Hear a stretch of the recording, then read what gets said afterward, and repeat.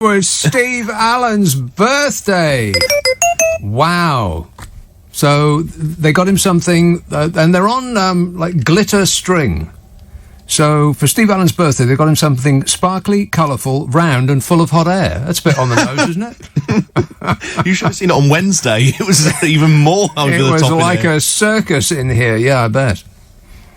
Meanwhile, meteorologists say that Britain, Great Britain, saw one of the highest temperatures throughout Europe on Thursday due to high pressure. But true patriots know that Britain saw one of the highest temperatures throughout Europe on Thursday because we're a hotter country than Belgium, a hotter country than France, a hotter country than Germany, and that doesn't surprise me at all because we're a much hotter country than every single one of them. Ain't that right, Gavin? Meanwhile, back on Planet Normal, going into the weekend, Britain could experience temperatures to remain in the mid-teens, with more cloud than sunshine. Throughout Saturday, temperatures will range across the UK with a high of 14 degrees to a low of 9 degrees centigrade. And you double it and add 32 to get feet. So 9 times 2 is 16. 16 plus 32 is 56. So wow. The top temperature this weekend is going to be 56 feet. Can you believe that? No. Through Saturday, temperatures are going to range as described above. The temperatures are expected to rise further by the end of the month as the Met Office has forecast dry and bright conditions. Dry and bright conditions? We'll take it. Hang on, there's more. Weather maps have shown that Britain can expect temperatures to exceed the high teens and potentially reach the low 20s by April the 1st. No joke. The chart by Net Weather shows the mercury is expected to rise to highs of 17 degrees centigrade in East Anglia, wherever that is. So that's one forecast. In other news, snow is set to sweep across the UK next week as a freezing weather front moves in from the northwest. That's according to the latest weather charts. What? Different weather experts, different weather forecast. Freezing temperatures and wintry conditions are set to strike with the latest weather charts showing that much of the UK can expect a sprinkling of snow by the weekend. Snow? Oh, no. The weather front will coincide with plunging temperatures with lows of -5. Forecast across Scotland on Saturday, March the 27th. So we're skipping forward a bit. The rest of the country will see temperatures dip to just above freezing. I prefer the first forecast. Freezing? No. Stop whining. This weekend, the chart shows up to an 85% risk of snow across Scotland and Northern Ireland. While parts of Wales and northwest England have a risk of between 40 and 80% of snow. Saturday morning, tomorrow, is expected to be particularly chilly. Scotland can expect lows of -5. Northern England battling to rise to around freezing. God, really? Sunday's expected to be slightly warmer. Well, big deal. The mercury set to reach highs of 8 centigrade in the south. Saturday, sunny spells for parts of eastern Scotland and northeast England, rather warm by the afternoon. Outlook for Sunday to Tuesday. Most places remaining dry. Chance of sunny spells in the east. Light winds. Temperatures around average. Do you want to hear the long-range weather forecast? No.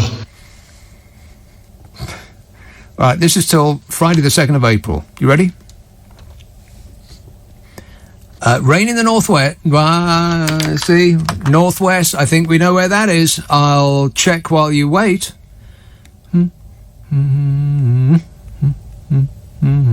What? This is Glasgow. Not raining tonight, not raining tomorrow, not raining on Sunday, not raining on Monday, not raining on Tuesday. Aha! So enjoy it while it lasts, because it will be raining on Wednesday and raining on Thursday and raining on Friday and raining on Saturday and raining on Sunday and raining on Monday and raining on Tuesday and raining on Wednesday and raining on Thursday. And that's up to the 1st of April. And then it will be raining every day for the rest of your lives. Still, never mind, eh? It will mostly be raining outside. Correct. At least you've got that. So that's till the 2nd of April. Southeastern parts are most likely to experience the best of any dry and sunny conditions. Winds from fresh to strong. Temperatures expected to be near to or a little above average. Oh, fabulous. And now to the middle of April. They can see that far ahead with great accuracy. Settled conditions for most, the first couple of weeks of April. Drier than average, brighter conditions away from the far northwest. Anywhere but there. Temperatures most likely to be around average or above, with any cooler periods likely to be short-lived. Temperatures will most likely be around average or above, with any cooler periods likely to be short-lived. We'll take it. Catherine says, please leave Steve's birthday balloons up. He was adamant that you would take them down. Don't play into his hands. We'll never hear the end of it. Yeah, hey, Steve. Whinging and whining and moaning. I haven't even done anything yet, and he's still complaining. This says it was the talk of the town. What was? Steve must have spent about an hour discussing whether you'd take his balloons down. Give me something sharp. I'm going to pop one right now. Oh, no. Come on. Well, they just slowly, sadly deflate. Well. They'll get flaccid. We'll leave them up. Jack tweets, I'd love to get a jab, but being 30 and healthy, it looks like I'll have to wait. Not that I'll ever complain, he says. Yeah, you know me, I never complain. But it looks like we'll have to be back in lockdown over the summer when cases rise like they are in the EU. Yes, no doubt. I mean, the schools have gone back, and Dishy will probably be whipping out his eat out to help out again. Betcha. We'll do all of the stupid things that got us into this mess in the first place. Ross in Bedford says the weather in Glasgow tomorrow is going to be 18. The weather is going to be 18. That makes about as much sense as my forecast. What are you talking about, Ross? Angela tweets, what did Johnson expect to feel from a very thin needle? It's totally pathetic. He didn't sound very well, actually, did he? Maybe he was speaking through about 6 masks at the time. Maybe somebody put a plastic bag over his head and tied it tightly at the neck. I'm not suggesting that anybody should do that. Always read the label. But he did. He didn't appear to be well, did he? When he was speaking, I'm not suggesting that the patriotic AstraZeneca vaccine. I'm not suggesting that it affected him negatively in any way. But he seemed to be less jovial than normal.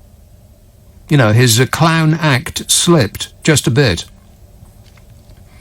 Mark texts, yes, got him something full of hot air for Steve's birthday. Nick, ha, ha, ha, ha, ha, you won't read this. It. Oh, there is more. It. Yeah. Yes, got him something full of hot air for Steve's birthday. You, Nick, ha, ha, ha, ha, ha, you won't read this. It. Well, we've got off to a flying start. What does this guy want? It's a bit previous, isn't he? Hull. Hello, Charles. Oh, hi, Nick. Good to talk. Is it? Oh, by the way, it was Steve Allen's birthday. Yes, I know that. and I was doffing my cap before I put it on. Right. Well, as long as you wiped it off afterwards, that's fine. Well, lack of hair. Yeah. Can I talk about Boris and the Russians? Oh, all right then. Well, you see, on Monday, I think it was Monday, Boris stood up in the House of Commons and he said, the Russians are our enemies and they're awfully beastly. Yeah. He said the Russians are coming. Emergency, everybody to get from street. Emergency, everybody to get from street. Yeah, pretty much. Well, at that very moment, in 9 Downing Street, they put all the computers in. This company put all the computers, the routers, the wiring, the whole thing in 9 Downing Street. It was a Russian company. Right. They installed robots. Correct. Well, I reckon just Boris was standing up in the Commons, the Russians were tuning their volume levels in the microphones in 9 Downing Street and laughing their heads off. Yeah, maybe he is actually a robot. Affirmative. It's the only explanation I can find. Get the Carpenters on the phone and they'll sing it to us. Thanks a lot to Charles for whatever that was. 0345 6060 973. Boris Johnson's done a deal with the... He's had major discussions with the Russians. Done himself a little deal. Yeah, no doubt. 0345 6060 973. Text 84850. Email nicka@lbc.co.uk. And I knew that they would... I knew... See, that first call surprised me because I thought it was going to be about something else. When I came in here, I thought I'm going to be subject to a tsunami of calls about a single specific thing. A tsunami I was expecting all over me. And the first couple of texts come in and they're absolutely spot on. Precisely what I was expecting. So I'll get to that in just a minute. Oh, God, you people are... Adam in Surbiton says, Nick, it's my partner Gemma's birthday tomorrow. Any tips? Yes, Adam. If you've had satisfactory service, I'd tip about 12%, if that's any help. Or do like they do in Spain. Just round it up to the nearest pound. Glenn in tip... Here we go. Oh, God, I knew this was coming. Get your little plastic flags ready. Glenn in Tipton says... Nick, this week's shenanigans by the EU must have left you red-faced after your Ramona comments last week. You ought to be thanking us Brexiteers instead of slagging us off. Ramona comments last week? I think I've been Ramoning for about 5 years straight now. Whinging and whining and moaning. Chris in Epping says, Nick Abbott must be so angry, capital letters, that his beloved EU are behaving like childs. Childs. What do you think of that, Donny? I love the poorly educated. This computer system is very, very slow today. I'm hitting it and I'm waiting for about a second, which in radio terms is about an age. It's an epoch. You know, like glaciers move faster. I think it may be full. Somebody wants to squirt some old stuff out of it. Anyway, what was that? Oh yeah, childs. Chris in Epping says, Nick Abbott must be so angry that his beloved EU are behaving like childs. Nick Abbott, James O'Boring, Darren Adam, all big Remainers. Now what? Now what? What does that mean? Now what? What does that mean? Colin in Surbiton texts, I wonder if Nick Abbott will even address his favourite EU and their vaccine failure. 2 exclamation marks. What, only 2? Thank God we left. Small G. Oh my, you are going to hell. Will Nick admit that Nigel was right? Right? He's far right. I'm a nutcase. Right. He ain't just right. Oh God, the flag wavers have certainly been having a week of it, haven't they? Oh God, it's been painful. And you how can you not understand that when you start comparing us to other countries, you are not going to win? You are, in fact, going to lose. You have lost before you've even started. We have the worst combination of death numbers and economic catastrophe than any other country in the world. But they just step lightly over the pile of dead people and the cavernous gap in our economy as though it's not there. And point, look, Europe got something wrong over there which proves that we're the best country in the world.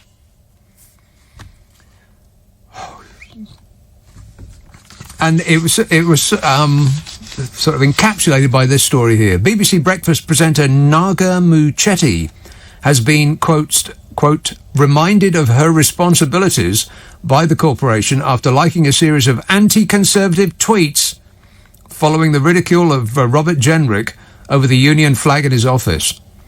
Naga Munchetti's co-presenter Charlie State told the Housing Secretary that his large flag was not up to standard size and was just a little bit small, before she laughed at his remarks.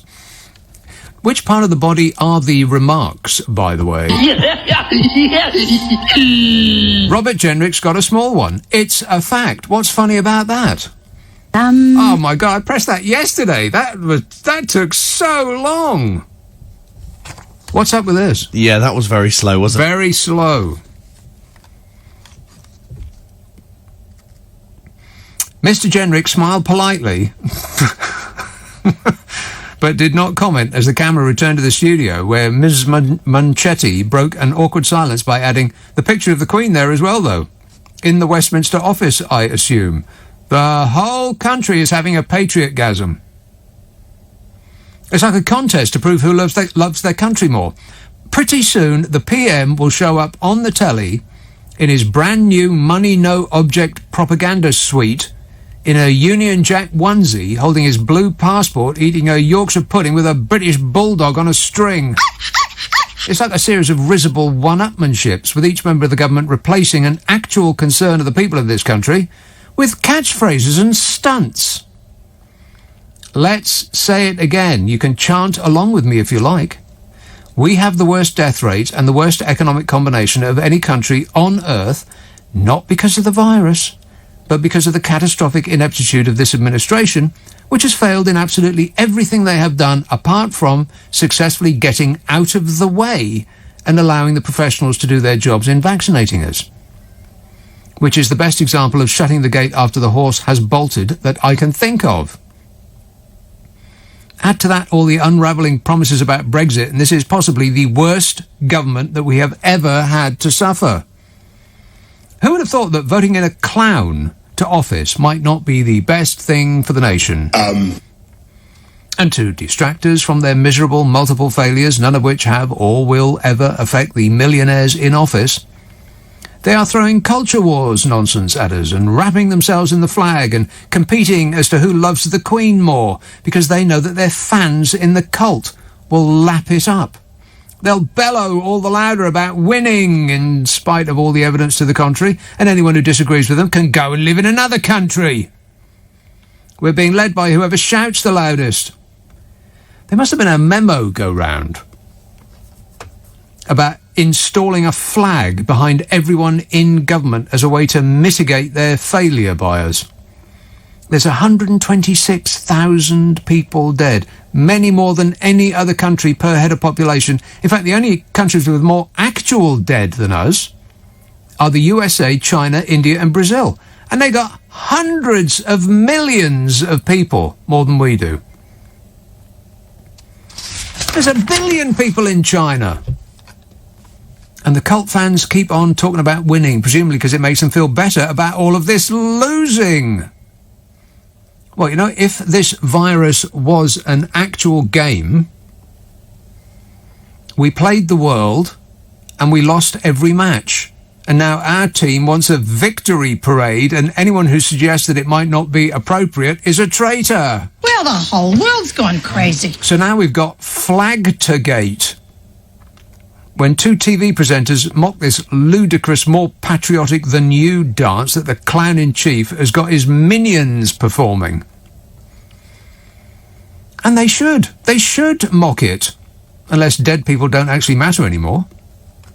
Unless the totally disinterested way in which this government went about its business of protecting us a year ago, when lives could actually have been saved, and the chief was going on holiday and couldn't be bothered and missed emergency meetings in an emergency and did absolutely everything wrong for all of the wrong reasons. You might also remember that it was Johnson who disbanded the actual government committee whose task it was to prepare for a pandemic at the same time, by complete coincidence, as his bestest buddy, the Tangerine Scream, did in America. He disbanded the committee that planned for a pandemic just months before an actual pandemic, after years of warning from the scientific community that a pandemic was just around the corner. You know, but never mind about that, because someone with a foreign-sounding name made light of the party in power covering itself in Union Jack tourists' T-shirts. God. Robert Jenrick went on a live TV show to reiterate that Britain is the bestest country in the world. And at the end of the interview, Charlie State thanked him and said, "I think your flag's not up to standard size government interview measurements." What's wrong with that? Mr. State said, "I think it's just a little small. But that's your department, really. Just a thought." And that is funny because it's true. How do you tell if your government is in trouble? They increase the size and number of flags they surround themselves with. What are they going to do next? Adopt the phrase, "Let's make Britain great again"?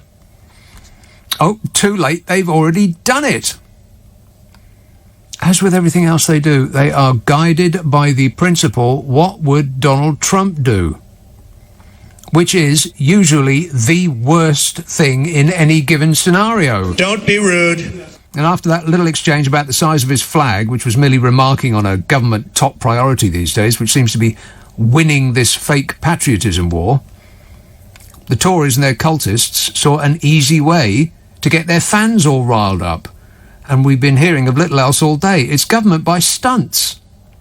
It's what you get when you elect a clown. A circus. What a way to run a country, eh? Dreadful. 0345 6060 973. Text 84850. Email nicka@lbc.co.uk. And if you're on Twitter, it's @LBC. Friday, Saturday, Sunday. Teenager who died. LBC weather, a mostly dry and overcast night for much of the UK, but some clear skies in central Scotland and the south and southeast of England. Pounds. Yeah. £1,000. COVID-19. 25. Payment package. CPI plus 3.7%. And by helping refuge the change. The Tony texts, "The EU are a disgrace, and you should thank the Brexiteers for saving your life and, frankly, the world." You're welcome from Tony. Thank you. Yeah, cheers, Tony. Appreciate it. The EU are a disgrace, and you should thank the Brexiteers for saving your life. How did Brexiteers save my life?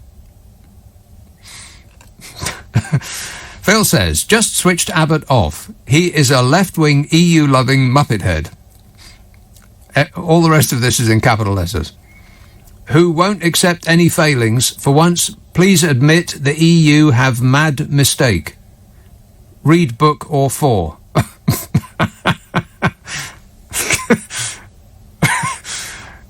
And in moments of quiet reflection, this is the noise that he hears between his ears.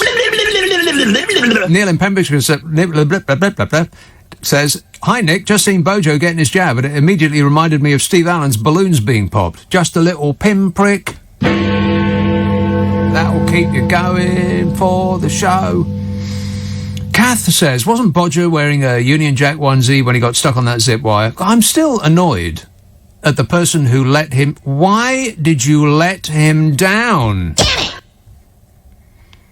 Like you, Nick, I still want to know who let him down. See, I should have read ahead.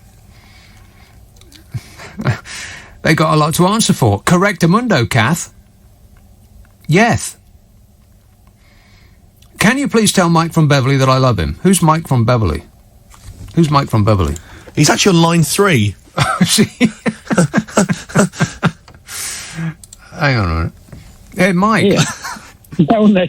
What was that all about? I've got no idea. Kath loves you. Is the feeling reciprocated? Maybe. It's a no, Kath. Sorry about that. Anyway, it says, "Can you please tell Mike from Beverley that I love him? He's such a gent, talks a lot of sense, and has won a piece PIACE. Oh, okay. Well, I hit that one. I think maybe it'll come in next week. I'll try it again. PIACE. There you go. He's won a PACE in my heart the past 12 months. A voice of reason and sanity in a sea of nutters. Nutters? I'm a nutcase. Who have you got in mind there, Kath? So how are you feeling now, Mike? Much better. Yeah, much better, yeah. Spreading love and HAPPyness. That's Kath.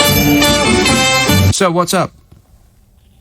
I was going to talk about Boris's comments about the lack of Indian vaccines the other day. Oh, yes. Because he's such an appalling liar. He started out talking about the company that produces it.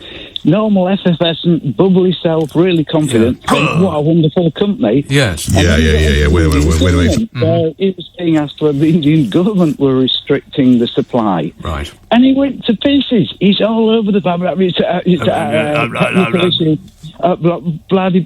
You could see him looking sideways for a fridge. I mean, it's just such an unbelievably crap liar. Yeah. And that got me thinking about them. I thought, Patel's a good liar. Williamson's a good liar.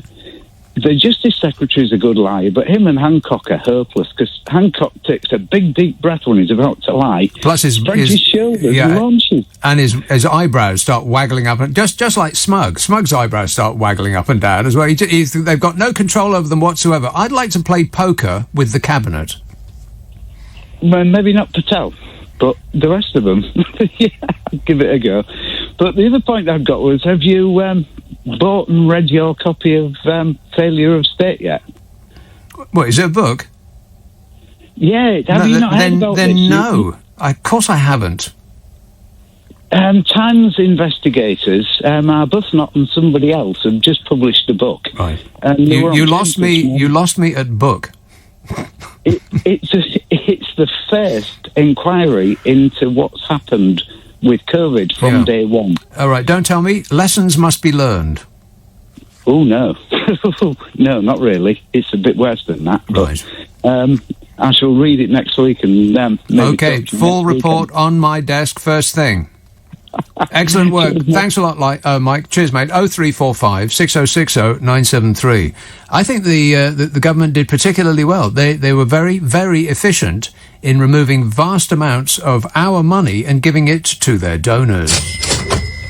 They did that very well with tremendous efficiency. It's the only thing that they have done particularly well. Removing vast amounts of our money and giving it to their mates, friends, neighbours and donors. No one on earth is better at doing that than them. Lorna says, Nick Ferrari this week asked Stanley Johnson what grade he would give Boris for the handling of the pandemic. He said he'd give him an A star. Oh, how we laughed. Yeah, I think he might be biased. A little bit biased. Or maybe he doesn't get the news where he lives. An A star. As with everything else, this country has gone full Trump. Oh, shut up! It really has. This entire government and everyone that's associated with them, before they do anything, they think, what would Donald Trump do? And then they do that. What do you think, Kanye? Whoop-dee-dee-scoop poop. I couldn't agree more. Ben says, I found it very funny when you said most people who wear a white lab coat look more intelligent having done so, whereas Boris Johnson just looks like he works in a fish and chip shop. I told this to my wife and she said, even Beaker from the Muppets manages to look intelligent. Well, full disclosure, that wasn't my line. Somebody wrote in and told me that, and it occurred to me that, that is completely correct. But, that's his act. We've got a Prime Minister that is just an act. It's a paper-thin act. What it's papering over is probably not something that anybody would really want to see. I mean, the act itself, this thin veneer of, with the hair and the clothes that don't fit very well and that sort of boggle-eyed kind of eyebrow waggling, who, me? That sort of 5-year-old, that was like that when I got here, act. And that might inform why we have the worst result of any country in the world from this pandemic. Which is probably why they are moving heaven and earth to wrap themselves in every available Union flag in the world. God, I bet they've got people out there scouring the planet for spare Union flags just so they can stuff the screen with more of them. You should really be concerned with, Angela Merkel, not angular. There's nothing angular about her. Angela Merkel She famously took the German flag off somebody that was on stage, and he was like waving it around in the same kind of way that Bojo and the rest of his minions do. And she took it off him with a censorious, no, we don't do that sort of thing here. We're more grown up than that. Yeah, but we aren't.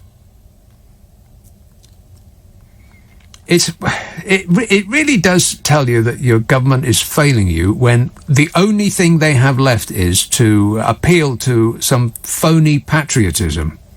Never mind about the catastrophic failure that we've been. Britain! Poor! And that's where we are. And everybody's just getting more and more and more furious about it, including me. As this text describes, says, "Hi Nick, I've been binge listening the Nick Abbott Habit, which is clips, sort of best of clips of old shows before COVID, because I thought, you know what, I do a podcast of old clips, like a half an hour long, comes out on Monday. It's called the Nick Abbott Habit, old shows that I trawl through and get the best, the funniest bits out of, because." All last year, the only thing we were talking about pretty much was COVID, and we've had it up to our eyeballs with that. So a little bit of funny and an escape, bit of escapism. Why not? And he says, he or she, sexist, says, "Hi Nick, I've been binge listening to the Nick Abbott Habit. You're a lot more livid now compared to 2019. Yeah, well, with great reason, justified lividness." But it was a better place in 2019 before the you-know-what came along, wasn't it? We used to be able to go outside and go to the pub and go to the restaurant and go into a park and look at the Tweety birds. Haven't been able to do anything for a year. A year. Meanwhile, other countries, better-led countries, countries that bizarrely were often led by women, curiously, they have been out gallivanting about. Disgusting. And, and continue to do so.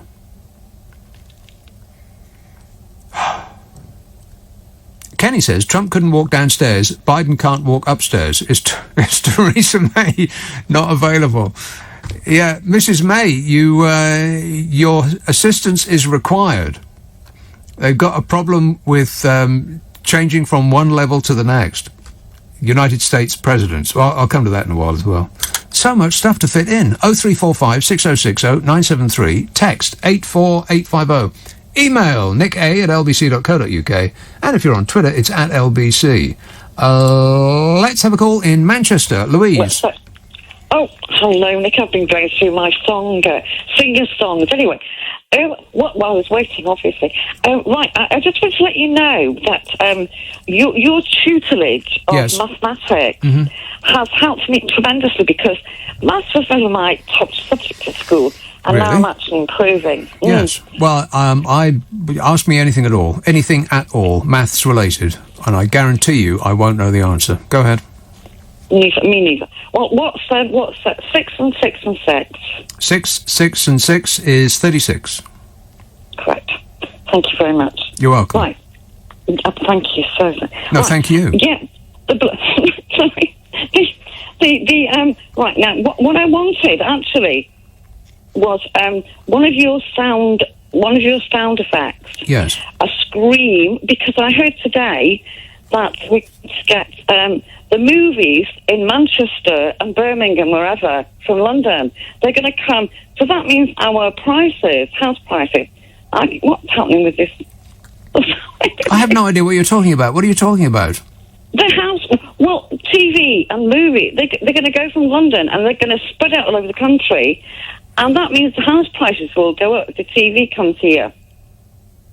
Oh, you mean... I'm getting some very bad I thought you were talking about watching television. You mean if TV people come up to... Oh, sorry. Right. Didn't explain very well. Right, sorry about that. TV people. No! Yes, you don't want any of those. Southern ones up here. Soft Southerners, yes. So that'll force up the house prices, will it not? Well, I would expect so, Green. yeah. Yeah, that's why I wanted to scream. Ah, no, don't want them. So, well, do you not anyway, do you not already own your house? Pass. I own a castle. Well, we own a castle, but at the moment we're not recognised, so that doesn't count really. Just let's say. Is this a royal we? Who are these we's you were talking about? Or do you now identify as multiple people? Yes, a clown. Yeah. All right. Okay. Well, some of that made sense, didn't it? No, not really. Better luck next time, Louise. I have no idea what you're talking about. 0345 6060 973. Text 84850. I've just read ahead. Really? Huh. All right, well, I'll come to that in a minute. Huh. Something happened in a waxwork museum. I'll come to that. With the comparisons with other countries, it would be much, much better for your argument if you did not compare us to other countries, because no comparison to any other country in the world is going to be favourable or flattering to us here, innit? Alsace. Alex. Hi, Nick. Can you hear me? Yes, I can. Can you hear me? Yeah, very well. So I'm just phoning in to say all this fuss this last week about the vaccine and the Europeans trashing the AstraZeneca. So it's a complete load of rubbish. I've had the AstraZeneca jab in France here, and my wife has as well. And the process we have in the European Union is to take these unusual findings very seriously. They pulled them all together, they reviewed them and decided there's no problems. Everyone's going full speed ahead now. It's not an effort to trash the so-called British vaccine, which turns out has been made in India. So small detail there, yes. Yeah. Oh God, we're moving ahead. You've probably been saved the British press's coverage of this, in which because it has something to do with Britain, it is the best vaccine that anybody has ever heard of. Absolutely, nobody ever heard of a better vaccine. Believe me. Whereabouts in Alsace are you? No, don't tell me. Don't tell me. Sorry. Freiburg. No, Freiburg is in Germany, actually. Is that not in Alsace? No, that's Germany. It's across the Rhine. But it surely is in Alsace, isn't it? Alsace-Lorraine? No, Freiburg is actually in Germany. Yes. So it's close. But is not Alsace-Lorraine? Doesn't it go either side of the border? Well, it goes... It used to pre-World War II, but now... well, that's when I visited. Yeah. So on the left-hand side, and it's called Grand Est now. It's not Alsace, going Grand Est. Right. Well, I don't know anything about that, but it's probably Freiburg you're talking to me from, isn't it? No, it's a place called near St. Louis, which is close to Basel, which is actually in Switzerland. Because where we live, Switzerland, Germany and France all come together. Right. Okay, well... we're doing very well, thank you. Yes. And thanks to AstraZeneca for helping jab us. We've got plenty of other options, but we're doing all right. Okay, good talking to you. Thank you. Appreciate it, Alex. Alsace-Lorraine is one of the most beautiful places in the whole wide world. Me and my dad did a wine road there, and it's just one ridiculously beautiful village after another. It's like they're... Well, it's probably not like. They probably are competing with each other for the most preposterously postcard perfect village. It's definitely worth a couple of weeks of anybody's life. Alsace-Lorraine. Not so much Lorraine, which is more industrial, but Alsace, the wine route, it's amazing. Darren in London says, can't wait tonight when the flag wavers call up. I hope you've got the Union Jack in the studio. Do we have a Union Jack in the studio? No, not in here. No, sadly not. That's how unpatriotic we are. No! Martin says, did you see the... Oh, okay, here we go. Did you see this story that Donald Trump waxwork was removed after museum visitors kept punching it in the face? I had to look this one up. But apparently it's completely correct in every respect. A museum has removed the wax statue of Donald Trump because people kept punching it in the face. Like to punch him in the face. A waxwork museum removed the statue of former President Donald Trump because people kept on attacking it. The San Antonio Express News reported. And there's a picture of it right there. He looks like Boris Johnson in a bad wig. Well, come to think of it, I'll just shorten that. He looks like Boris Johnson. Less like Donald Trump, more like Boris Johnson. But in a better suit. Visitors to Louis Tussauds Wax Museum in San Antonio in Texas reportedly punched Donald Trump in the face so many times that the museum's curators decided to remove it from public view. He's actually standing in between Vladimir Putin and Kim Jong-un. And people stepped past Vladimir Putin and Kim Jong-un and punched Donald Trump in the face. They punched your loved one in the face, Melania. I don't care. She's not bothered. The museum's Instagram page showed that Trump's likeness had been displayed between wax statues of Vlad the Insaner and Kim Jong-un.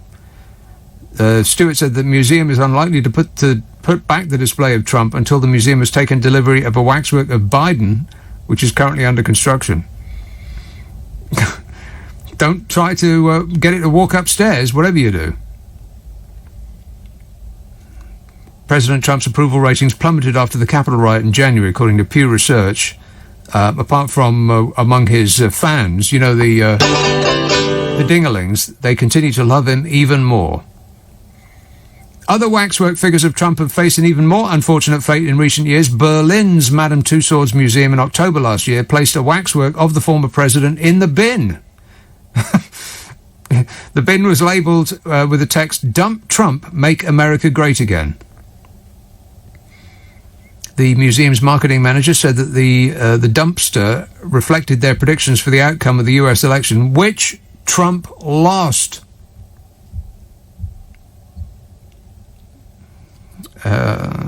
And so on and so forth. And a jolly time was had by all. 0345 6060 973. Portugal. Mark. Hi, Nick. Yeah, man. Your show makes me chuckle so much. Oh, thanks. Honestly. Cheers. Well, you got a laugh. Yeah.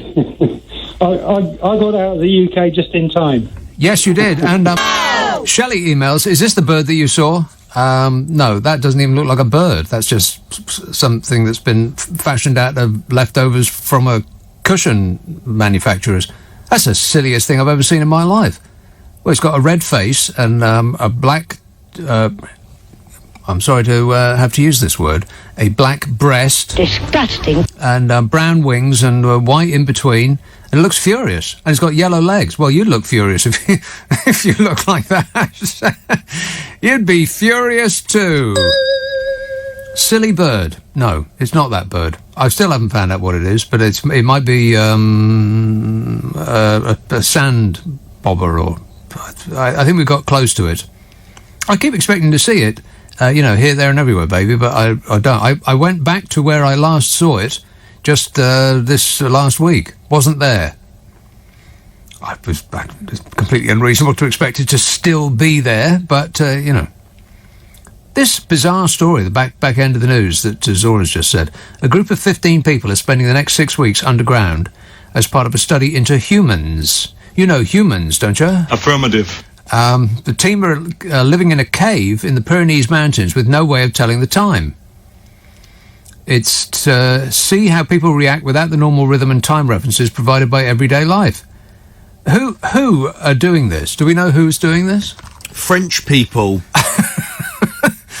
Oh, well, that explains it. French people? It's been done already. Over and over this test has been done. Any fool know that. This is since Sunday night. 15 men and women are living in the vast Lombrive caves in the Pyrenees Mountains south of Toulouse for an experiment dubbed Deep Time. Wow, doesn't that sound great? Groovy. Deep Time. By the French-Swiss explorer Christian Clot. And he absolutely, certainly, and definitely is that. You just read up Christian Clot. It's been done already. The volunteers who are not receiving any compensation are all from across France and include a jeweler and anesthesiologist. Top marks for getting that right, eh? Yes. Top marks. An anesthesiologist, a security guard and a steeplejack. I can tell you what the result of it will be because it's been done again and again and again and again. Weirdly, we run on a 25-hour-a-day clock. I think you'll find that that is correct. Correct. There you are, you see. Proof positive. It's weird. We've been living all of our lives and have it built into us that our circadian rhythms go on 24 hours because that's what the sun does to us. 24 hours, there it is again, popping up over the horizon. But without the effect of the sun, with no clue as to what time it actually is, we revert to a 25-hour clock. It's bizarre. So maybe French people don't get the news in France, but that clot wants to read up a little bit and he'll save himself a lot of time. Oh, yeah, sorry about this. That bloke's still waiting in Portugal. Yes, sir. Nick, hey, man, yeah.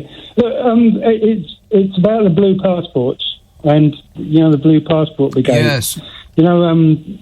Did I say that jingoism is the last refuge of a scoundrel? Is that right? Or not? Patriotism. Patriotism. Okay, all right. So anyway, I was just wondering, this might cause a bit of a furore because I haven't heard anyone say it about. All right.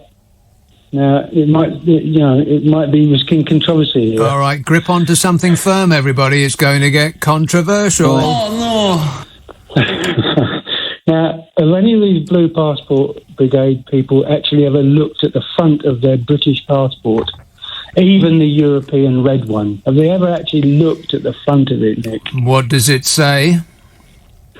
It says, "En histoire qui mal y pense," and then it says, "Dieu est mon droit." That sounds like a filthy foreign language to me.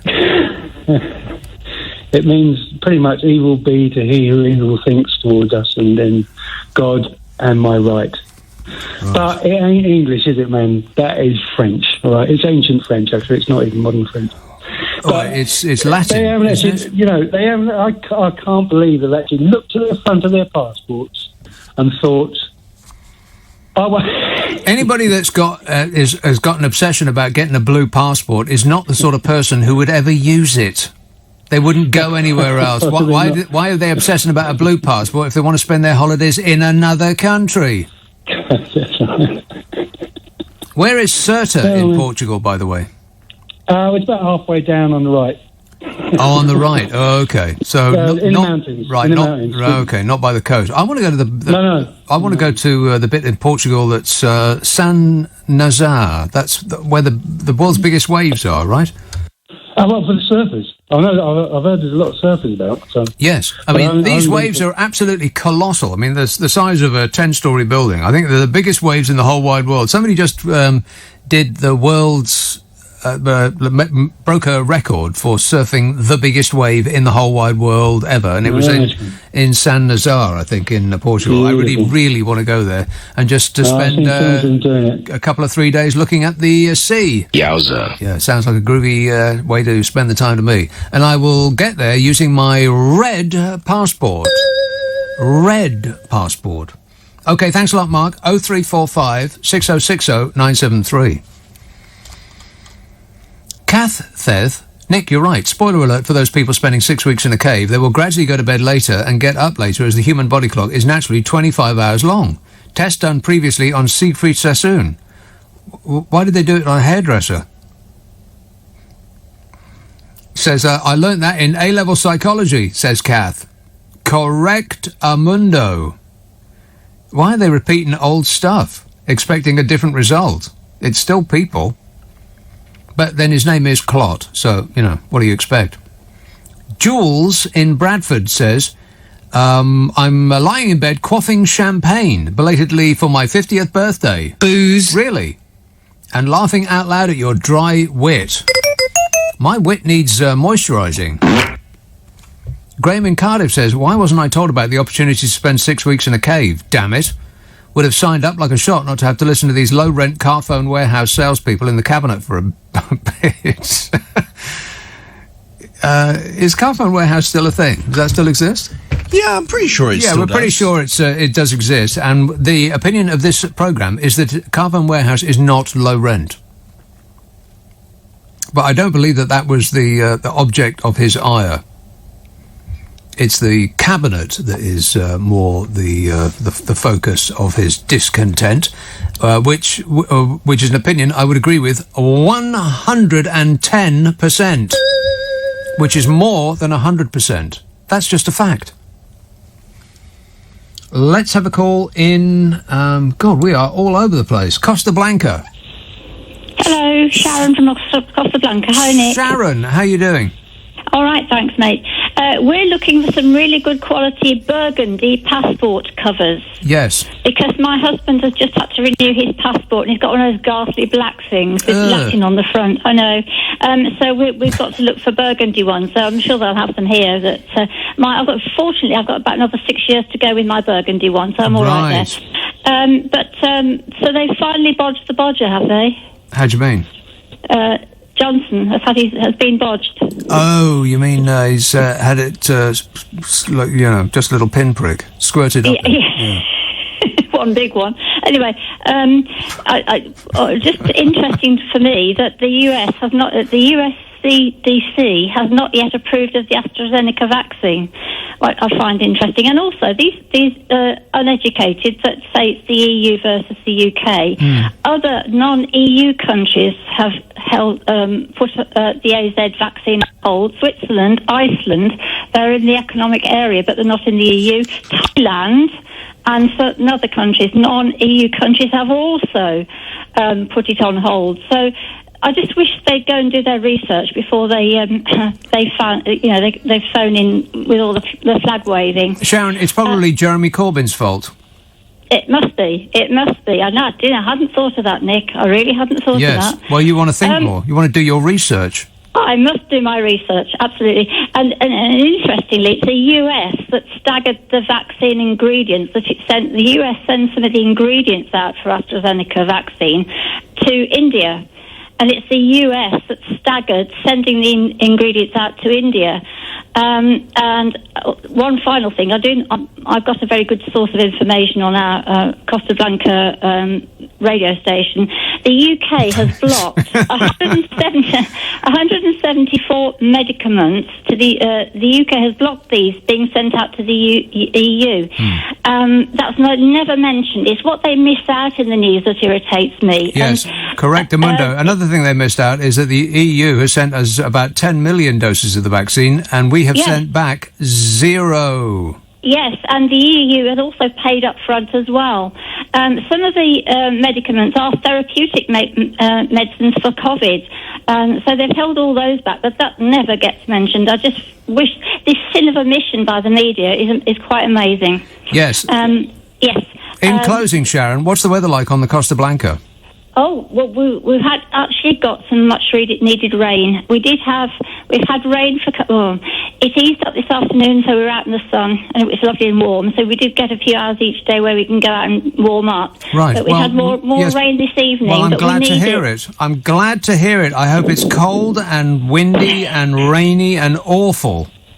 But other than that, Nick. Yeah, okay. Well, we don't wish to know that. Okay, cheers, my dear.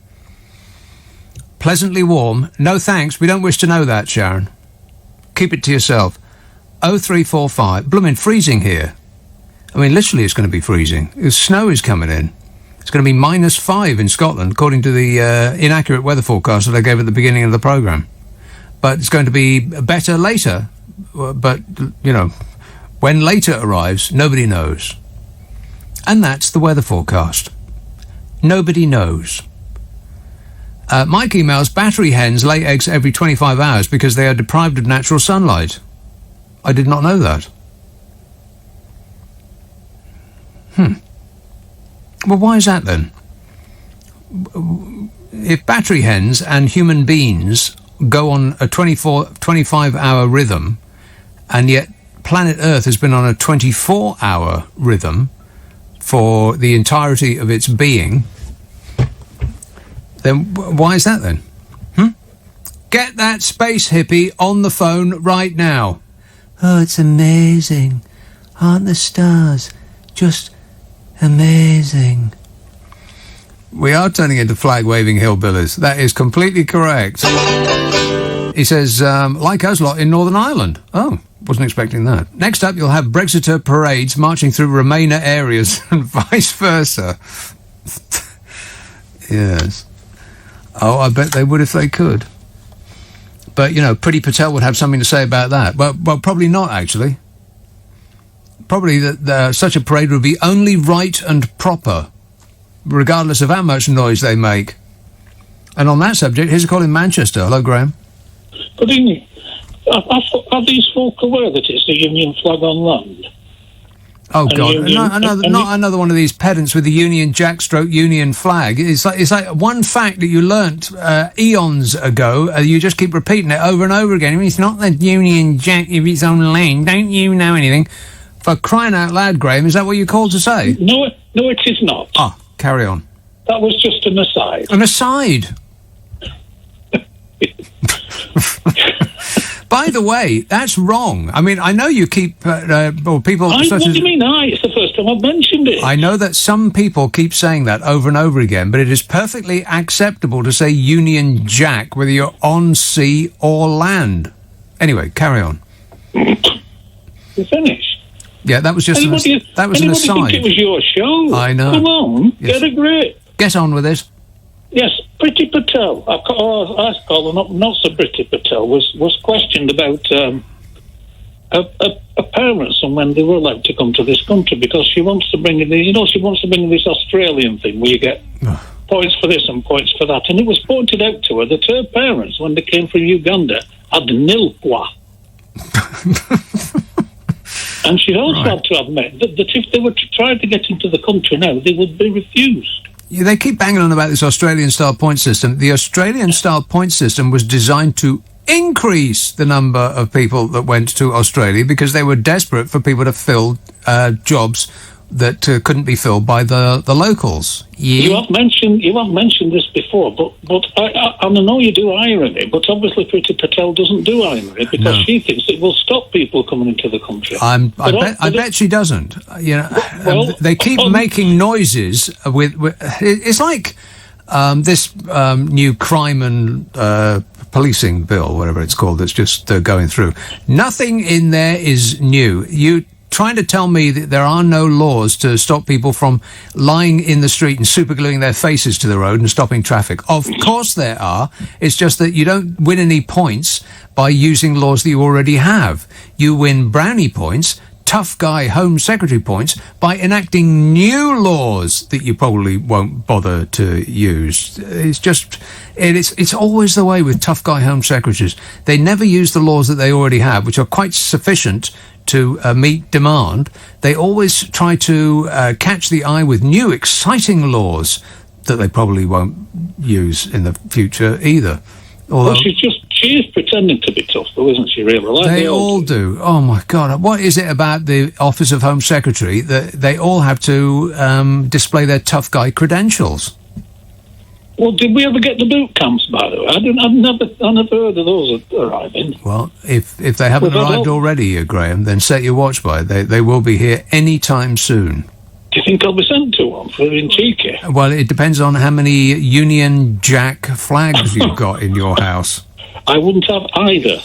I would festoon your house with them if I were you, just to be on the safe side. I live in an apartment. Well, that's not going to protect you. Make sure your patriotism is visible from the outside. Otherwise, they'll be coming for you. Trust me. It is allergic to Brexiteers. What, your flat? Yeah, I've told it. Don't let anybody in who's a Brexiteer. Right. There's an alarm on my door. It can smell them a mile off. Oh, the smell of them.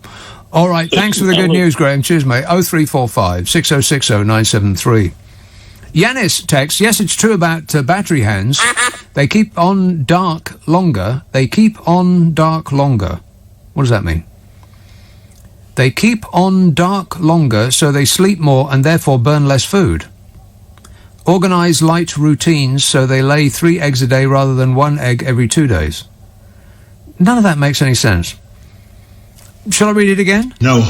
Lisa says, on a night like this, "Hey Nick, don't forget to complete your census." Yeah, I put this tweet up on Twitter, well, you know, where tweets normally go, on Twitter, and then failed to read the answers, which was remiss of me, I know. I said, what patriotic flag-waving questions should the census be asking?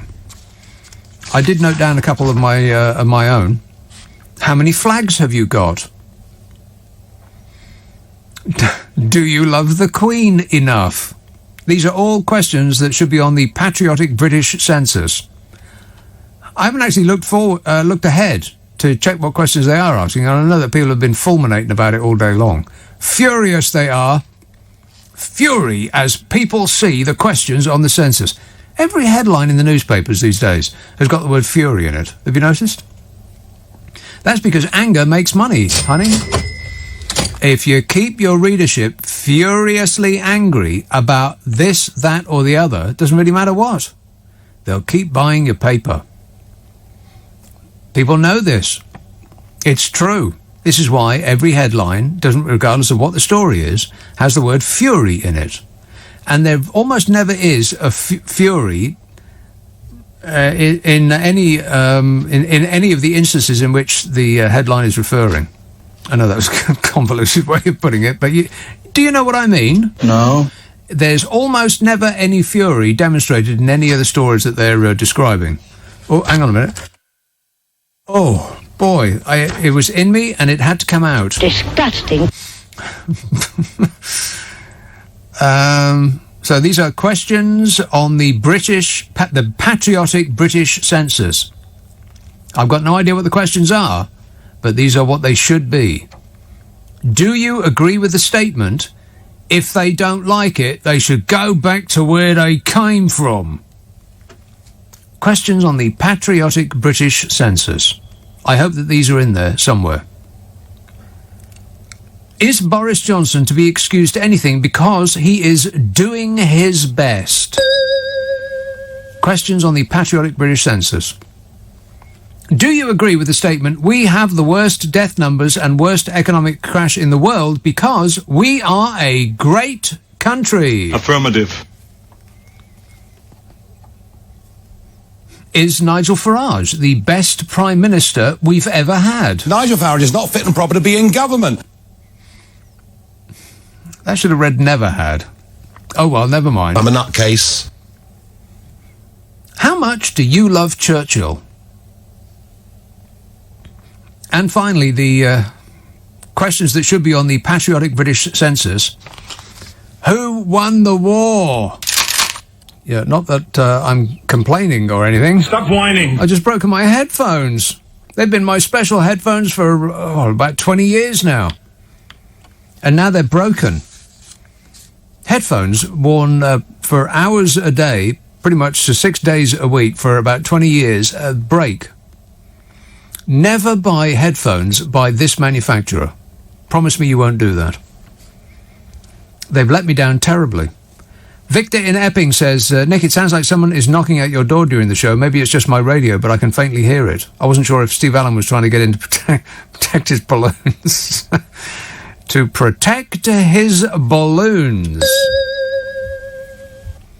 Oh, there's another one about that as well, further on. Oh, here we go. Mark in Purley says, Steve Allen last night said that you'd remove his balloons as soon as you came in tonight. Dying to know, have they been removed yet? No. I want to see them deflate and get wrinkly and sad. Let's have a call in. Because nobody put a balloon up for my birthday. Not that I'm complaining or anything. Whinging and whining and moaning. I've got balloon envy. This says, I got him a present. He said it was the most disgusting thing he'd tried. What is it? Well, he's not drinking at the moment, which he said in his show. So I bought some non-alcoholic Prosecco, and he said it was the most disgusting thing he's ever had in his life. Well, Prosecco is bad enough. Why non-alcoholic? What's the point of that? It's like lemon and lime sparkling stuff. Yeah. Why does he drink Prosecco? I mean, he's got all the money in the world. He's got more money than God, Steve Allen. Why does he drink something so cheap as Prosecco? He keeps bottles in his Bentley. Genuinely. Like spare bottles.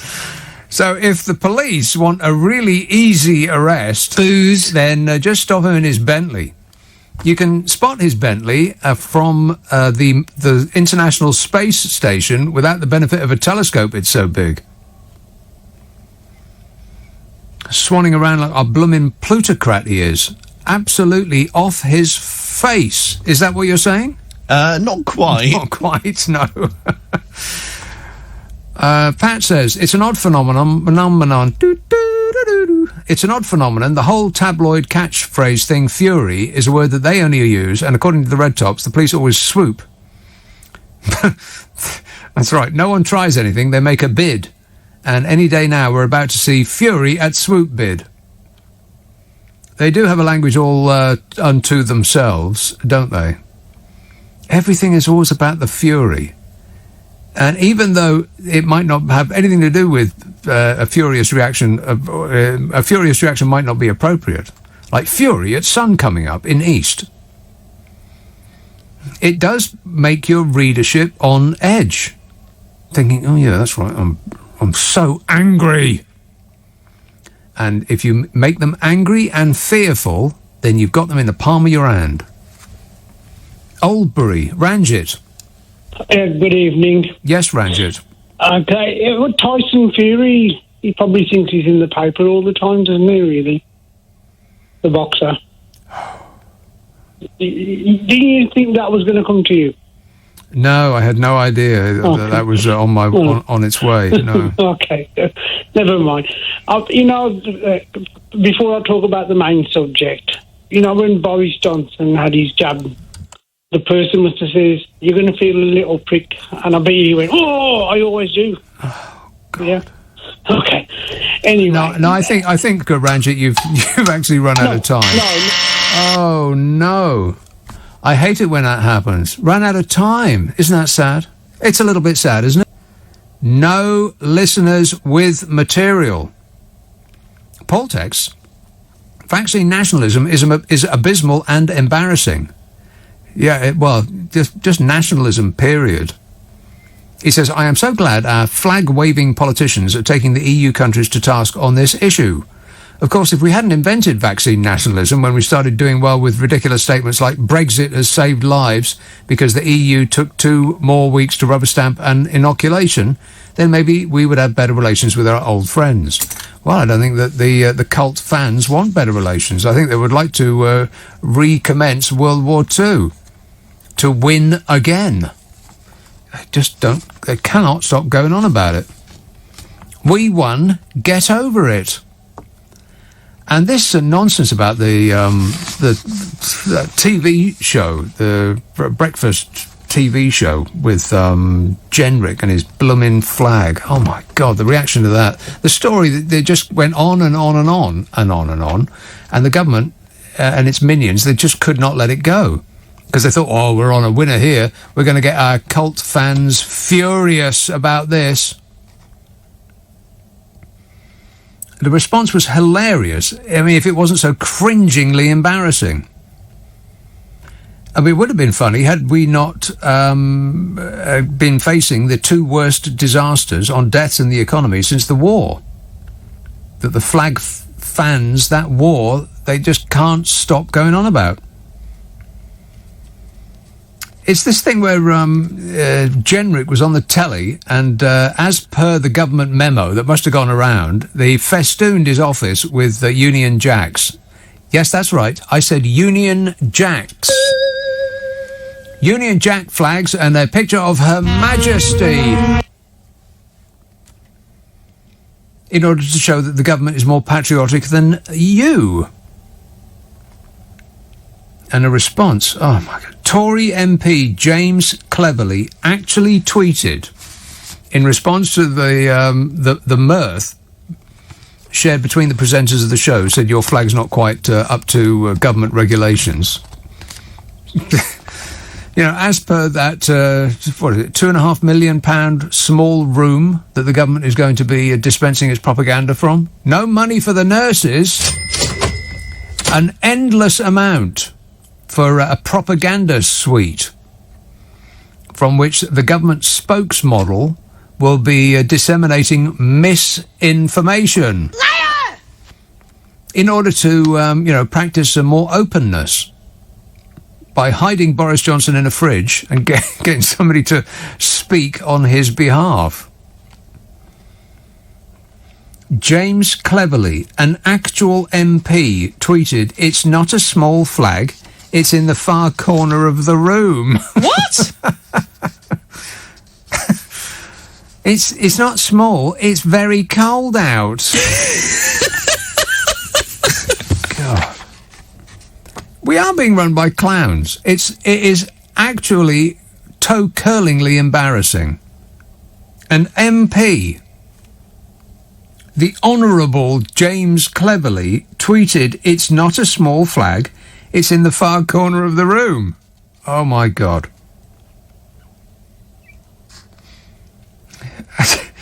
If somebody had told me that he'd done that, I would not have believed them. Baroness Hoey, the former Labour MP for Vauxhall, said the exchange was exactly why BBC News should no longer be allowed to charge a licence fee. Oh my God. Saying it was always snidey about anyone standing up for our country. No, Baroness Hoey, if that is indeed what we must call you. It's not being snidey about people standing up for the country. It's being withering about people who are playing the part of the super patriot to avert the gaze from the billions that have ended up in their mates' pockets and the billions that have gone to Tory donors and the worst economic crash for 300 years and a mountain of dead people. It's using the flag to cover all that up. And it should be called out. Calling it out is showing more love for our country than ignoring it for fear of being called a traitor by the mouth-breathing knuckle-draggers that are triggered by phony games of spot the traitor. God, what have we become? It happened so quickly. Just wind back a couple of years. You don't even have to go back that far. Just a couple of years. Pre-Trump. That's what it is. As usual, the government is guided by the principle, what would Donald Trump do? And, as I said before, it's always the worst of all possible options. Don't be rude.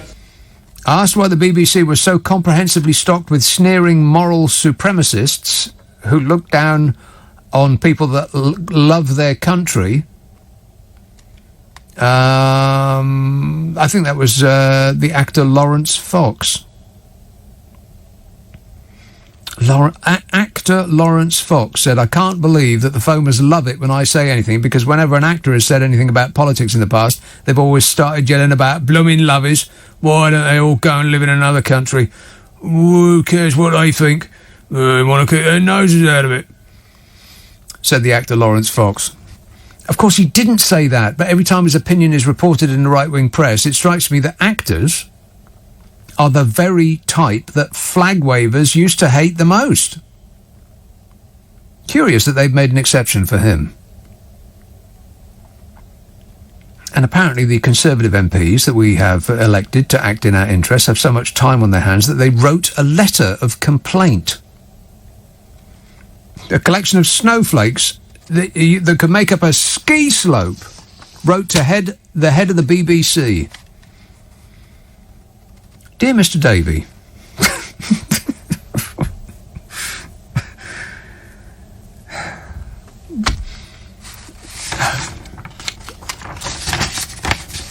Dear Mr. Davey, we are writing to you regarding the behaviour of two of your presenters on the BBC News programme on the morning of the 18th of March 2021, namely Charlie State and Naga Munchetti.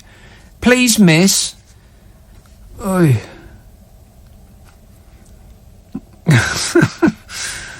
This is concerning the appearance of the Secretary of State for Housing, Communities and Local Government, Robert Jenrick MP, and the subsequent comments made by the presenters. This is an actual letter written by Tory MPs. At the conclusion of the interview, Mr. State made the comment to the Secretary of State that, quotes, "I think your flag is not up to standard size government interview measurements. I think it's just a little bit small, but that's your department, really." Mr. State's co-host could be heard laughing during this exchange that there was an audible sniggering in the background, with one voice clearly saying, "Oh," in response to the rude remark about the Department for Housing, Communities and Local Government, a department which has been integral to our COVID-19 response. Well, it's his fault, is it? This is just pathetic. What are these? Are they 12? "Just a thought," Mr. State said. "You'll be aware that every time you've seen it every day. It's a stock thing, isn't it?" Referring to his flag. Yeah, of course it is. A memo went round. Festoon the background of any interview that you do on telly with flags, thereby you will prove that you're a patriot. Anyway, the letter goes on. Ms. Manchetti, having made reference to the picture of the Queen once, then added, "Always a flag. Had the picture of the Queen there as well, though, in the Westminster office, I'm assuming, and turned away in a highly dismissive manner." As she should. It says, "We've been inundated with complaints from constituents on this matter. I seriously doubt that. We feel that the hosts need reminding that the B in BBC stands for British." Well, it depends which one you're talking about. There's two of them. "And the comments and attitudes on display towards both our flag and our Queen were inappropriate and also disrespectful." No, the attitudes weren't to the flag and the Queen.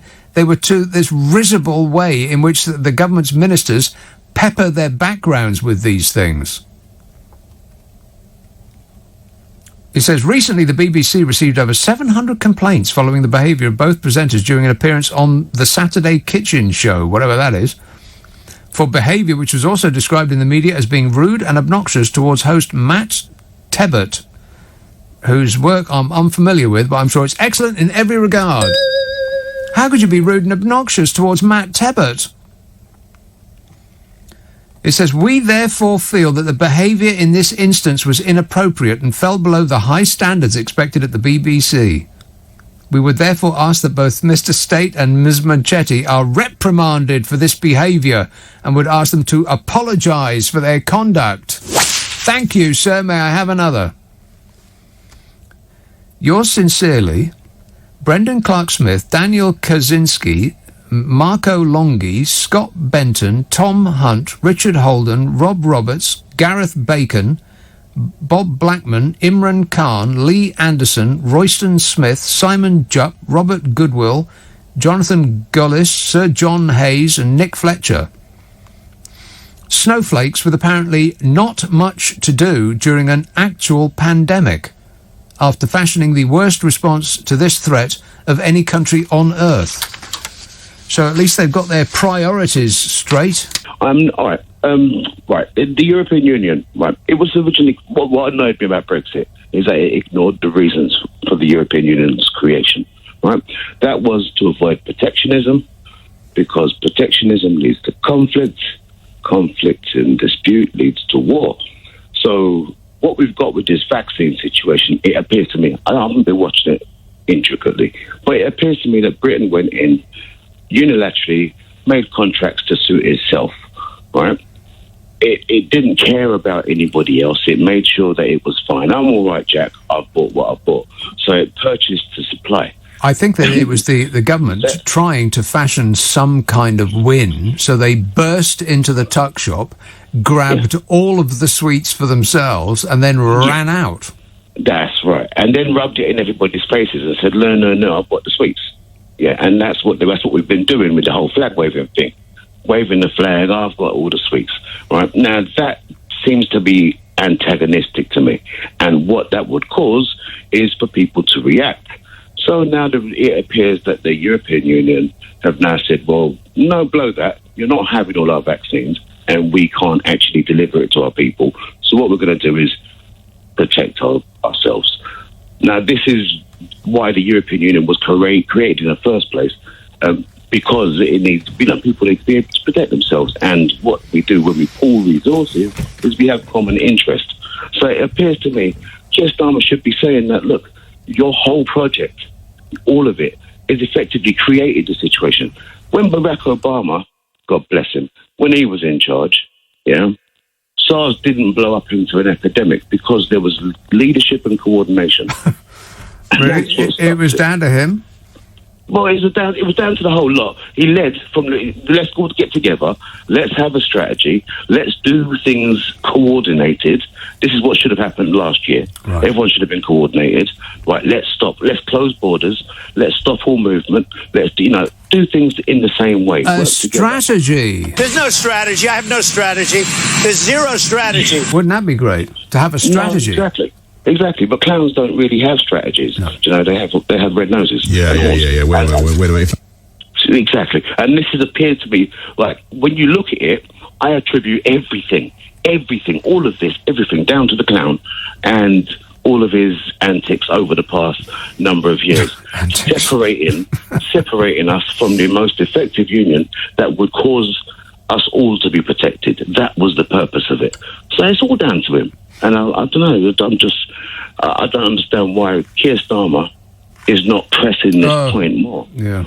I just don't get it. Well, he seems to be ineffective unless he's got a major plan and is very, very slowly and cautiously moving to his denouement.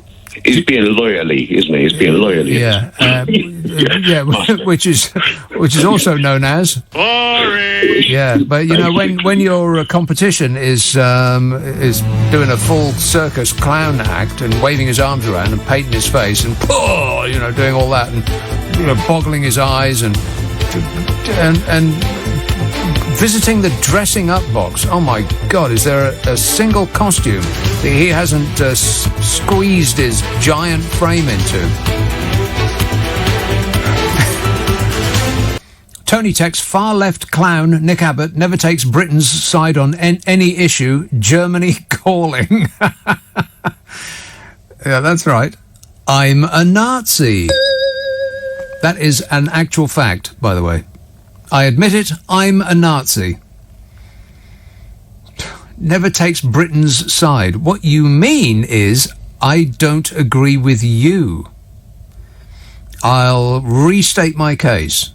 The difference between you and me is that you want what's best for you personally, or what you have been persuaded is best for you personally. I, on the other hand, want what's best for this country. And what's best for this country is not a government that is spending its time prosecuting some phony patriotism war. I love my country more than you do because I've got more flags in the background when I'm disseminating misinformation on television. Liar! Guy texts, is James Cleverly an oxymoron? Well, it's a negation of a nominative determinism. That's absolutely true. Rodney says, hearing you mention Steve's Bentley, how are your 3 cars getting on lately? I haven't got 3 cars. I've got 1.5 cars. I've got 1 car, and then the other car which just sits on... It could be just a modern art installation.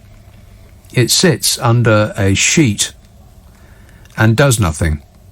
Goes nowhere. Its tyres slowly deflating like Steve Allen's birthday balloons. Let's have a call in... has been waiting along this. Greenford, Paul. Hello. Yeah, I think the Stasies was worse than the Nazis. But anyway, I've got a bit of a problem tonight. I bought the Bourne films, the Bourne Ultimatum, and I think that's the best one. But I also got a Bernard Manning DVD, but I can't remember ordering it. But it was your old show. The World in Action documentary about Bernard Manning. It really laid the thing for it clear, There was a World in Action documentary about Bernard Manning. Yeah, that was the good old. Yeah. I doubt it. Yeah. I saw it. A documentary, World in Action, ITV, about Bernard Manning. Yeah. Why? It was showing how bad he was, but it was showing how not bad. Sorry, he's a good comedian. But it showed how controversial he was. But yeah, and it was one of your old had shows. A documentary. Yeah. World in Action. Yeah. About Bernard Manning. Yeah. Yeah, I doubt that. Okay. But it arrived at your house and you hadn't even ordered it. Yeah, the Bernard Manning... No, this was the comedy DVD, the stand-up, but yeah. Well, that's a bit weird. Why did it arrive at your house without you ordering it? It must have been in blackout, booze or other stuff, yeah.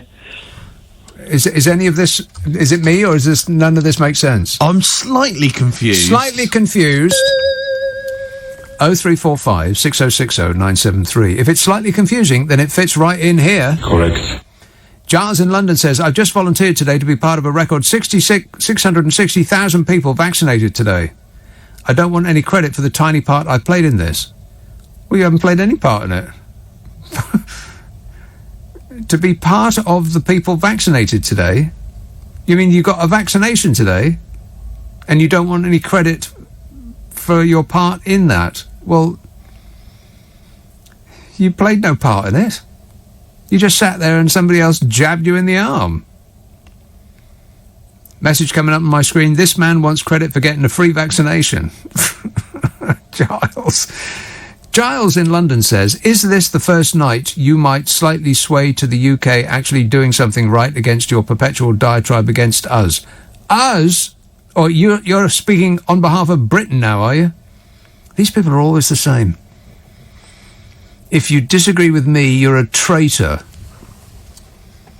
I think that this country has taken a wrong turn somewhere. Like, back around the time when you-know-who became the president of you-know-what. I can be more presidential than anybody. I think it was about around about that time that leaders all over the world with a domineering bent thought, oh, yeah, that's how you do it.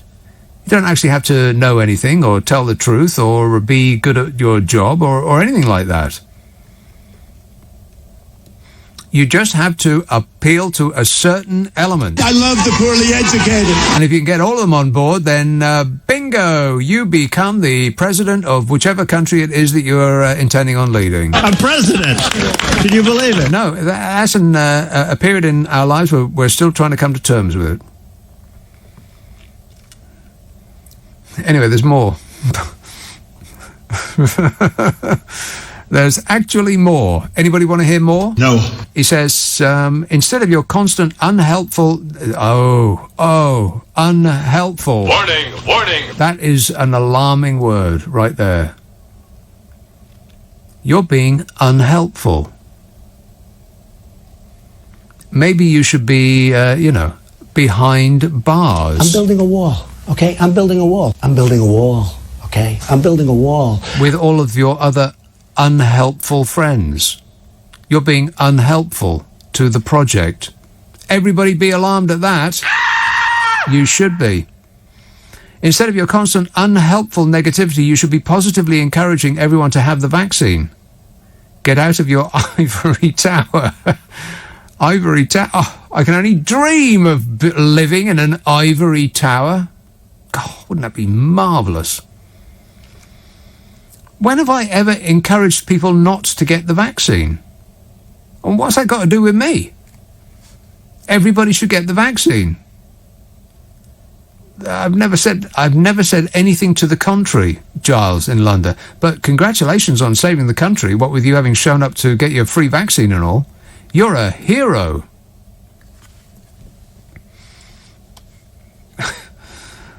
I do think that the nation has, in some small way, actually really totally indefinitely lost its mind. Yeah, a little bit. I think there's something in the air. If you listen really carefully, you can hear it. That's what it sounds like. Let's have Streatham. Hello, John. Hello, Nick. Hi, how are you? Good, thanks.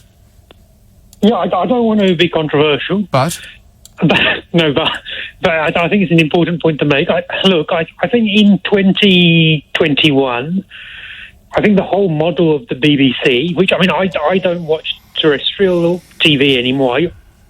What? You don't watch TV anymore? No, terrestrial TV. I just watch the YouTube and the Netflix. Oh, YouTube. And I genuinely... They used to be on your Wikipedia entry, by the way. What did?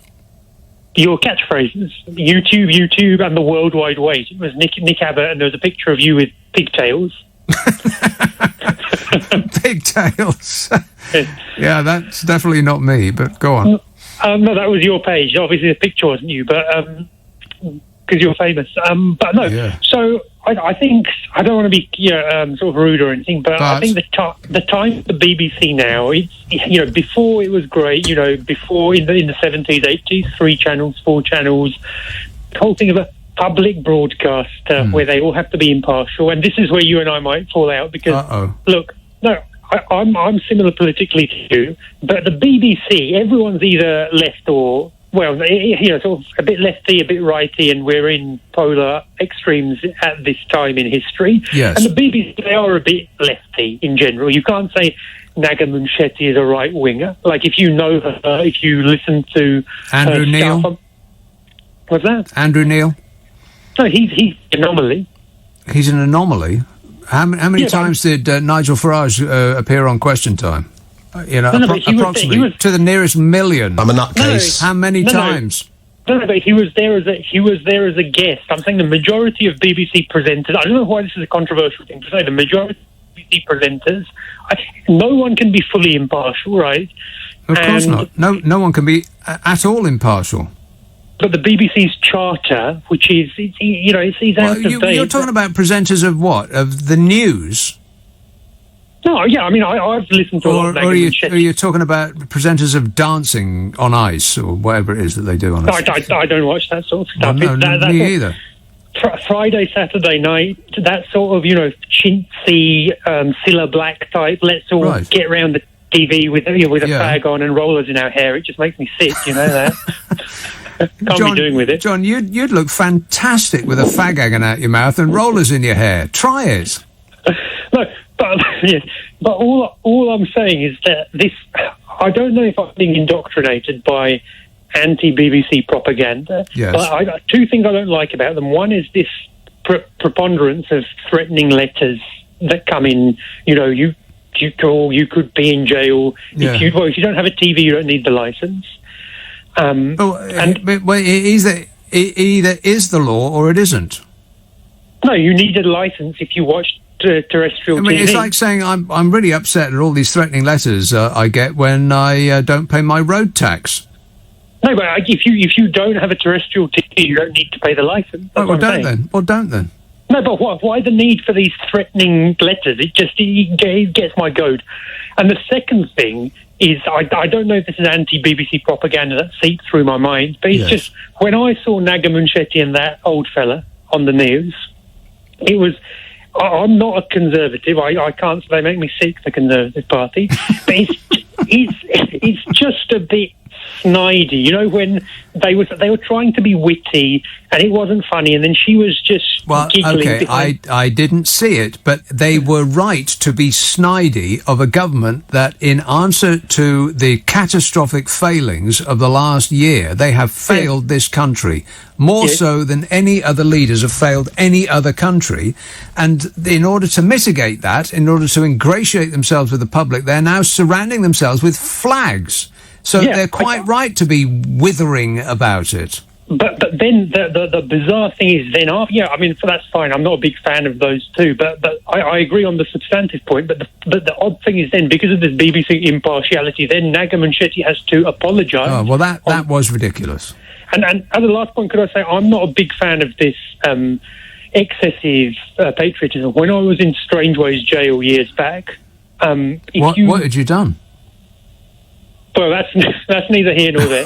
But when you're in Strangeways jail in the main central, you've probably never been in there. No. When you're locked up, they've got a big portrait of Churchill and a big portrait of Her Majesty, and that doesn't make being in that jail any easier. This obsession with Churchill. Oh, yeah. God! Will those people ever stop talking about the war?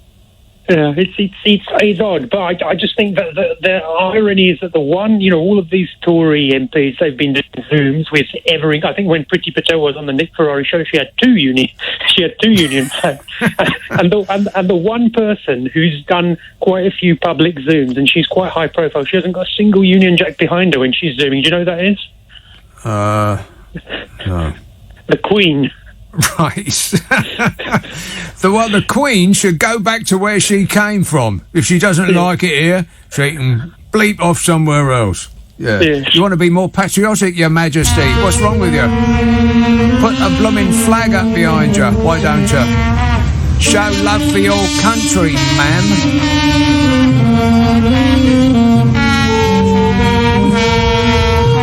Yeah, you know what else the Queen doesn't have behind her when she's on TV? Pictures of the Queen. Disgusting. Emails. Hey, Nick, did you see your nemesis, Donald Trump, just tripped 3 times on the stairs while boarding his plane? LOL. Oh, wait, it's Biden. Well, I guess you won't be taking the mickey out of the communist president then. Communist, Donny. That's amazing. How did you do that? I've got no idea. He just makes this stuff up.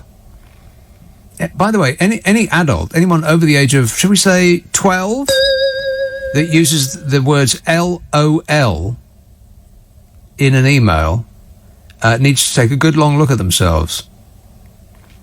LOL. The communist president. Ugh. He's one of those anti-communists. The White House on Thursday said that President Joe Biden had no regrets including should I say that again? No. The White House on Thursday said President Joe Biden had no regrets in calling Vladimir Putin a killer amid escalating tensions between the two countries. Escalating tensions between two countries that have 98% of the nuclear warheads on Earth between them. And if that figure of 98% is not accurate in any way, it doesn't stop it from being a fact. When asked if Biden regrets the tough words which the Russians saw as an insult, I wouldn't have thought that they'd think that was an insult. More like, a slathering praise all over him. Killer. I thought he'd be delighted. But when asked if Biden regrets the tough words, his press secretary said no. The president gave a direct answer to a direct question. Huh. Well, that's practically revolutionary. It's quite something to have a president who is who uses the correct words. I'm very highly educated. I know words. I have the best words. His press secretary warned that the United States would not hold back in words or actions when it came to the Kremlin. Whoopee, we're all going to die. Get Country Joe and the Fish on the phone, they'll sing it to us. Country Joe's not answering? How about the fish? Biden on Thursday announced the administration would meet its goal of having 100 million shots in arms in his first 100 days in office, nearly 6 weeks early. That is the vaccine to the virus that the previous president knew all about. No one knew more about the virus than him, believe him. This, whatever they want to call it, you can call it a germ, you can call it a flu, you can call it a virus, you can call it many different names. I'm not sure anybody even knows what it is. But then, to be fair, the previous president was an idiot. I'm not a doctor. I mean, wasn't a doctor. I didn't mean to call your loved one an idiot, Melania. I don't care. God, see what I mean? It took ages, absolutely ages to fire in. Meanwhile, in a provocative move, Rootin' Tootin' Shootin' Putin appeared on stage on Thursday during a concert marking the 7th anniversary of the Crimea annexation, despite strong condemnation of the occupation by the Group of Seven. You know the Group of Seven, don't you? Canada, France, Germany, Italy, Japan, the United Kingdom and the United States, which Gavin Williamson knows very well, having put together a comparison report. I just reckon we've got the very best people in this country, much better than the French have, much better than the Belgians have, much better than the Americans have. That doesn't surprise me at all, because we're a much better country than every single one of us. Since the president made his comments in an interview with ABC News, Rootin' Tootin' has been snapping back at Biden, including wishing his American counterpart good health.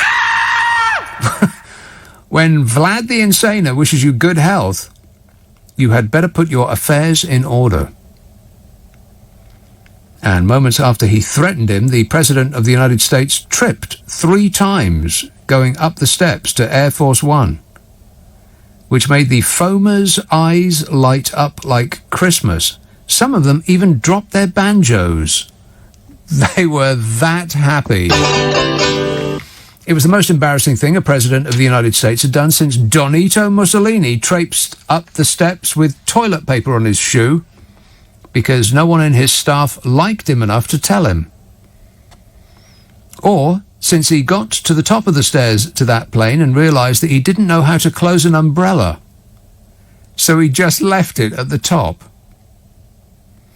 and walked into the plane because it was too wide to go through the door unless it closed. He doesn't know how to close an umbrella. It was the most embarrassing thing to happen to an American president since Donald Trump had to hold on to Theresa May's hand to go down a 2-foot gently sloping ramp. Or literally anything else that the baby tornado did or said, including this. And it was 30 or 35 questions. The first questions are very easy. The last questions are much more difficult. Like a memory question, it's like you'll go person, woman, man, camera, TV. So they say, could you repeat that? So I said, yeah. So it's woman, man, camera, TV. Okay, that's very good. If you get it in order, you get extra points. Okay, now he's asking you other questions, and then 10 minutes, 15, 20 minutes later, they say, remember the first question? Not the first, but the 10th question?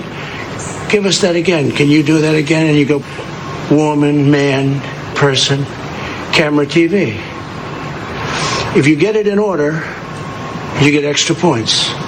They said nobody gets it in order. It's actually not that easy, but for me it was easy. He used to be the most powerful man in the world. Can you believe that? A president! Can you believe it? Even he couldn't believe it. Western officials have accused Rootin' Tootin' of ordering an assassination attempt of his most vocal domestic critic, Alexei Navalny, which Putin has denied. Who, me? No, of course. Why would anybody think this? I'm too nice. Everybody says so. Or I have them killed. In response to Biden's killer accusation, Vlad said to Biden that it takes one to know one. He criticized Joe Biden for America's past atrocities, including the slaughter of Native Americans. Well, I know that Biden is old, but he's not that old. Then he offered his own message to the American president. Putin said, I would say to him, I wish you good health. I say that without irony and not as a joke, which sounds more like a threat than a joke. But Putin doesn't joke, apart from when he said he was the creme de la Kremlin. Is funny, no? No. He said, I was late to a meeting once. I was really Russian. It's a very funny joke, no? No. I probably won't make it home, will I? He's going to put poison in my underwear. Pete emails, hey Nick, oh no, I read that. That whole last bit was in answer to Pete's email, who said that I wouldn't say that, but then I just went ahead and did it anyway. Blurted it out, I did. Hugh in Wales emails, Nick, have some plastic. You can give some to your chum Steve. I think it's disgusting how much you and Steve love plastic. Stop showing off about using plastic. It's bad for the environment. I honestly beg you and Steve Allen to stop using so much plastic and promoting it frequently on your show. Plastic isn't good. Please stop talking about it so often on your show. Say no to plastic. What are you talking about? I think the constant rain in Wales, Hugh, has seeped into your brain. This tweet says that it's only a Union Jack if it's on a ship is nonsense. The Union Jack or Union flag have been used essentially interchangeably for many centuries. Correctamundo. But, pedants do love calling in. It's like it's the only thing they ever learned. It's like the only thing I learned at school was that carbon dioxide turns lime water milky. Correct. I've got no idea what lime water is, but I do know that it's true. It's the only thing I learned at school. And if anybody says that that carbon dioxide does not turn lime water milky, then I'm on the edge of my seat, ready to dial into any show that propounds that misinformation. Liar! But nobody ever says it. I've got that fact at my fingertips, ready to utilise it at a moment's notice. But so far it's been completely useless. The only thing I learned at school is utterly, completely and totally useless. But the Union flag people, oh boy, they love to whip that one out. Don't you know? As though it's a secret only known to them. It's completely untrue. You can say Union Jack anytime you like. In fact, your mind completes Union Jack, and then you have to stop yourself to say, no, it's Union flag. That's what's going on in a pedant's mind. Just let it out. Just go with the flow. Relax your mind. No, how does it go? Turn off your mind, relax and float downstream. Groovy. Tamily tweets, Nick, I can't believe it's over 3 months, Trump left, and you're still rambling on about him. Let it go, if not for your sanity, if not for our sanity, then for your own. Tamily, he hasn't disappeared. He still exists. He's still the effective leader of the world's most powerful and rich political party. He hasn't gone anywhere. There's 72 million dinglings in America who are still his devoted fans. It's like, I keep saying this, but it is like any horror film you've ever seen, where you think that the monster is dead, and then you realise there's 15 minutes left of the film, and it's not dead. It's coming back. There's too many of those people to dismiss him. He will, either he or somebody of his ilk will return. Because there's a large section of the population of America that are itching for somebody just like that. I love the poorly educated. That's the element of it right there. That's the it of it. Tom says, I think you made one reference to a plastic bag which set Hugh off. He's a regular texter to Steve Allen, frequently saying that using plastic is the worst thing anyone can do. Strange man, I think. Who, Steve? Yeah, absolutely. Cat text. Your caller, the one that I was speaking to some moments ago, doesn't play a TV licence, doesn't watch terrestrial TV, sees Naga Manchetti on the news, on terrestrial TV, on the BBC, and forms an opinion. Yeah, that seems a bit odd. Doesn't watch TV, but has a strong opinion about people that he hasn't seen on TV. That makes a lot of sense. And Rodney tweets, turning up for a free vaccination, then bragging about it because most of us are waiting for our turn. Not to be controversial, but there's a term for people like him, vaxhole. That's you not being controversial, is it? Let's have a call in Sevenoaks. Hello, Mark. Hi. I'd like to suggest that the government is banging on about patriotism to deflect from its own lack of patriotism. It's moved so much of the medicine production and PPE production abroad that it hasn't left enough here to cope in an emergency. It's sold off everything that you would associate with being British. There's nothing British anymore. It's all owned by Japan or Germany or India or all points north, south, east and west. Yes, how reasonable is it to expect people on the mainland who are actually making, the workers who are actually making the vaccine, to prioritise us over their own friends and families over there? Well, we haven't. Sorry? We haven't or have.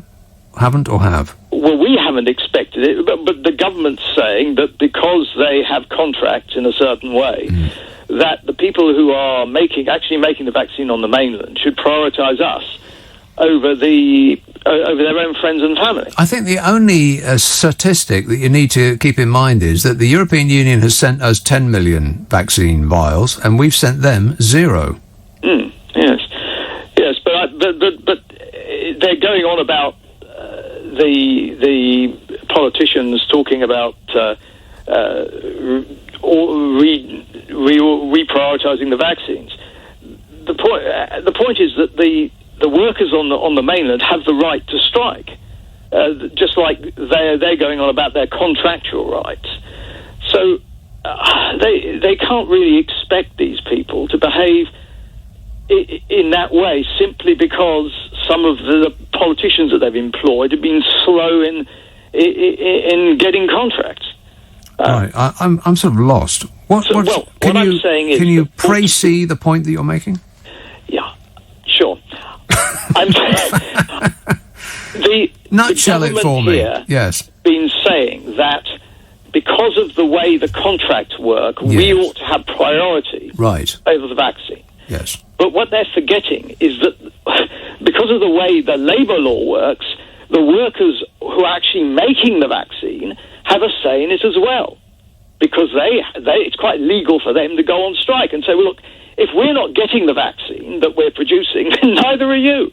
Right. I mean, it's stupid. What we ought to be doing is looking at this in a more egalitarian way, helping each other out, not banging on about nationalism. That's the point I'm making. Exactly. The whole world has got to get this thing. Otherwise, the consequences will be disastrous for the whole world. I mean, if there's some countries like Brazil, for instance, which is going off like wildfire at the moment, if we get a mutant variation that swerves the vaccines that we've got, or is more deadly, or is easier to transmit, or affects younger people as opposed to older people, and all of these things are entirely possible. It's kind of surprising that it hasn't happened already. But if that does, then that's not going to stay in Brazil. It's going to go everywhere. I mean, that we don't learn from lessons that we're experiencing at this minute. Never mind about historical lessons. Of course, it will go everywhere. So everywhere has to be protected. And this, we've got and you can't have. It's my ball and you can't play. Business, which appears to be this game that we're engaging in at the moment, is self-defeating. Not immediately, of course, but in the future. In the short term, it looks like we're winning. Short-termism is what we'll do for the human race. Yes, well, we haven't been winning too well so far. Well, I mean, as far as the nationalism goes, the way to look at it is human versus virus. But as far as the organisation goes, the notions of quarantine are not modern, and if you look at the way in which countries like Korea and some of the eastern countries have dealt with it, they have dealt with it relatively successfully. Well, everybody on Earth has dealt with it relatively successfully compared to us. We have the worst record on this pandemic than any other country in the world. That's actually verifiably true. If you combine the economic hit with the death numbers, no other country has done worse than we have. Yes, and the thing is that surely these politicians are capable of reading. I mean, well, they may be, but they know that their fans aren't bothered with reading. They just want catchphrases. 3-word catchphrases. 4 at most. Make Britain great again. That's it. Get Brexit done. These are the only things that people think about. We're a great country is the answer that comes back to every argument you'll put at them. Well, I mean, the virus hit the Far East first, obviously, because it started off there. And various places there organised the system well, and they even offered to help us organise it. Yeah, but no, British exceptionalism meant that we had to go our own way because, Yeah. Yeah, I know. Yes, exactly. Yeah, that the tone of his voice right there just says it all. Yeah, precisely right. What do you think, Bodger? I can't comment on that. Gavin? Yeah, he's unsure. All right, thanks a lot, Mark. 0345 6060 973. Mayank tweets, the reason the Queen doesn't have a Union Jack behind her is because she's actually German. Did you notice, by the way, I mean, as I have, in fact, that not only does the Queen not have a Union Jack behind her, I mean, she should have like about 6, at least 6, because that's the most patriotic thing to do. Anything over 5 shows that you're a true patriot. That's actually a true fact. Not only does she not have a Union Jack behind her, but she also doesn't have a picture of the Queen. No! That is traitorous behaviour. Does she not love our country? Does she not love our Queen? Stephen Newmarket says, "Hi Nick, let me tell you about an amazing fish dish you can make in a hurry. It's called salmon rushdie." Listeners with material. Oh no. Joe says, "Enjoying your show in Philadelphia, PA, USA." I don't think that PA or USA was strictly necessary there. He says, "When fascism comes to America, it will be wrapped in a flag and carrying a cross." Sinclair Lewis. Right, loved his calculators. Not so much as a little one-seater car. That was silly. You ever see the Sinclair C5? That's just plain silly. Oh, you'd never catch me in one of those. Paolo tweets, "An abundance of flags used in an attempt to mask incompetence and stir up nationalism. The feeble-minded fall for the tactic every time. Throughout history, all dictators and aspiring dictators have used flags in this manner." Correct, Amundo. But the dingalings love it. That's why Angela Merkel took that flag off. I don't know what the occasion was, I can't remember. But I saw the video again today in relation to this flag nonsense that our current administration is so wrapped in. Culture wars is what they've decided to prosecute rather than actually doing anything to benefit the country. That ship's sailed and sunk. So they're trying to win another game. Who's the most patriotic? So a memo's gone round, and every single member of this administration that ever appears on TV from this moment onwards is going to have the flag in the background and a picture of the Queen, because anybody that suggests that it might not be an honest reflection of either their behaviour or their feelings is a traitor and should go and live in another country. What's that? I've never heard of a Sinclair C5. Oh my God, that is it, yeah. It looks like a shoe with wheels, doesn't it? Yeah. It looks like a tennis pump. See, anybody under the age of 50 is going, "Pump? What's a pump, Grandad?" Grandad? How dare you? Yeah, it looks like somebody's sitting in a tennis pump. Silliest thing I've ever seen in my life. I mean, he's a recognised genius, but even geniuses get some things wrong. You know, like Einstein's hair, for instance. Get a haircut, hippie. Jeff tweets, "Nick, don't you think it's funny that people who tell you that you keep going on about old Donny are probably the sort who keep going on about the blooming war?" Yes. Yeah, we won. Get over it. God. Still fighting World War II. Chigwell, Leon. Hello. Yes, how are you? Good, thanks. Good. Yeah, our company in Liverpool, you mentioned the Sinclair C5, we bought all them. Did you? Liverpool. We did. And now, when you say you bought all them, how many? No, well, we went down to Merthyr Tydfil, where they were made in the Hoover factory, and because it had a Hoover engine in the actual car. What? Well, the rotary engine in the Hoover, whatever it was, yeah. They made them at Hoover in Merthyr Tydfil. I heard they sucked. They were terrible. And they came with alternative wing mirrors, which were sold separately. Also, a backlight, and they were that low off the ground. But actually, we did sell them. Quite a lot of them to oil companies around the world, so they could get around the oil companies. and I sold the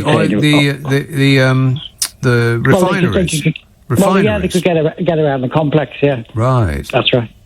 So we sold them, and now they are going, because the firm's got about 3 left, I think, and they're all boxed up, and they could be sold for like £2,000 a piece. £2,000? I know. And we bought them all, and we bought all the wiring, all the lights, all the wing mirrors, all the batteries, and and all that. And but they were a death trap. I mean, well, if you drove them on the road with other, I did see. I only ever saw one on the road once, and somebody bombed around the corner, the junction of Tottenham Court Road and Oxford Street. In amongst buses and lorries and huge 4x4s and all the rest of it, and they just look so tiny and at risk. I thought, you are really dicing with death there, mate.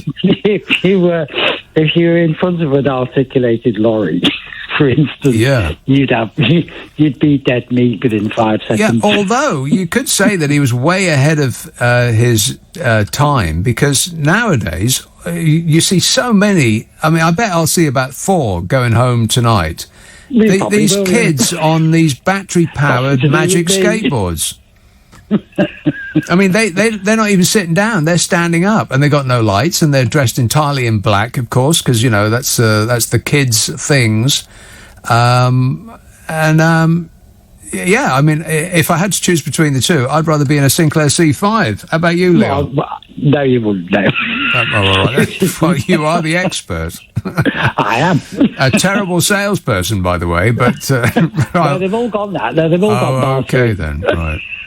All right. Yeah, kept as a museum piece. Well, yeah, exactly. I think it probably is a museum piece. All right, keep one for yourself. Cheers, mate. 0345 6060 973. I mean, it doesn't. In retrospect, it's not such a crazy idea. It just doesn't make any sense when you're in traffic with other much, much bigger vehicles. But if everybody had one of those, just whizzing about in silence, because they're battery, right? Are they battery? Well, you said it had an engine, but what kind of an engine does Hoover make? A really loud one. But your own individual vehicle. You don't take up much space. You can zip in and out of traffic like you're on a motorbike. You could probably put a box on the back of it and be one of them pizza delivery people. Oh, my God, there's so many of them. I think half the country has been repurposed as a pizza delivery service for the other half of the country. Every time you go out on the roads, it's like you're being surrounded by a cloud of mosquitoes. There's just so many of them. I mean, it's kind of depressing, really, for all manner of different reasons. A, that people can't go out and have a pizza, like an ordinary human being in a restaurant. You can remember restaurants, can't you? No. Yeah, they used to be a thing.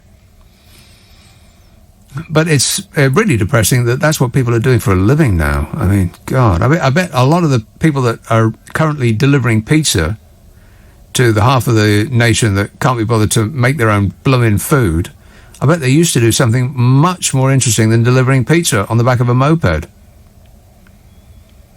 I bet some of them were... the government should repurpose its embarrassing poster of that ballerina.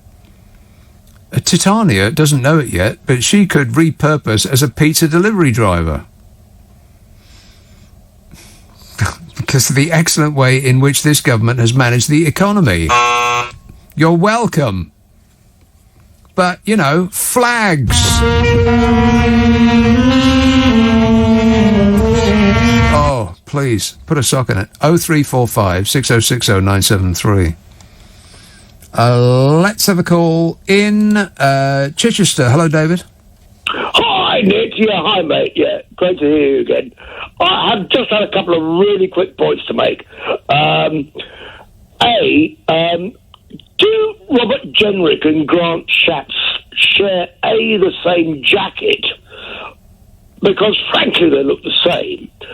Have you ever noticed that? They seem to wear the same suit. I think Robert Jenrick is probably taller than Grant Shapps, but maybe they have the same shoulder size. I don't know. The other thing, point B, is that I love the way you play that awful national anthem of ours, because I've never known any other country, and I've been abroad a lot in my life, and I've lived in other countries. Yes.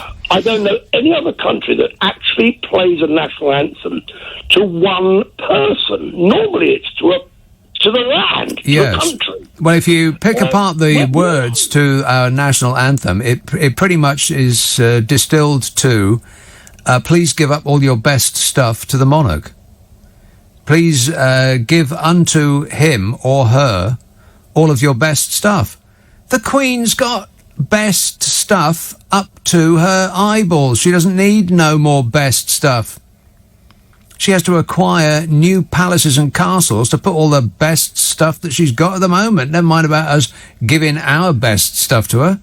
None of which will meet muster, I bet. Your best stuff is the Queen's Poundland tat, and yet they still give it over and over. I haven't got any time for this one, but I'll just take it. Hey Maxine, you got 30 seconds. All right. Go on. Hello. That's 25 seconds. Hello, Tom. Oh my God, you're loud. Johnny, Yes. hello, my darling. Yeah, me pigeons are back, my love. My pigeons. Right. Now, I've got to tell you something. I've inherited an African grey parrot, my love, because I've been in lockdown, and that's why I ain't been on the phone. Right. Now, I think 200 degrees centigrade at for 30 minutes, and it probably tastes like chicken.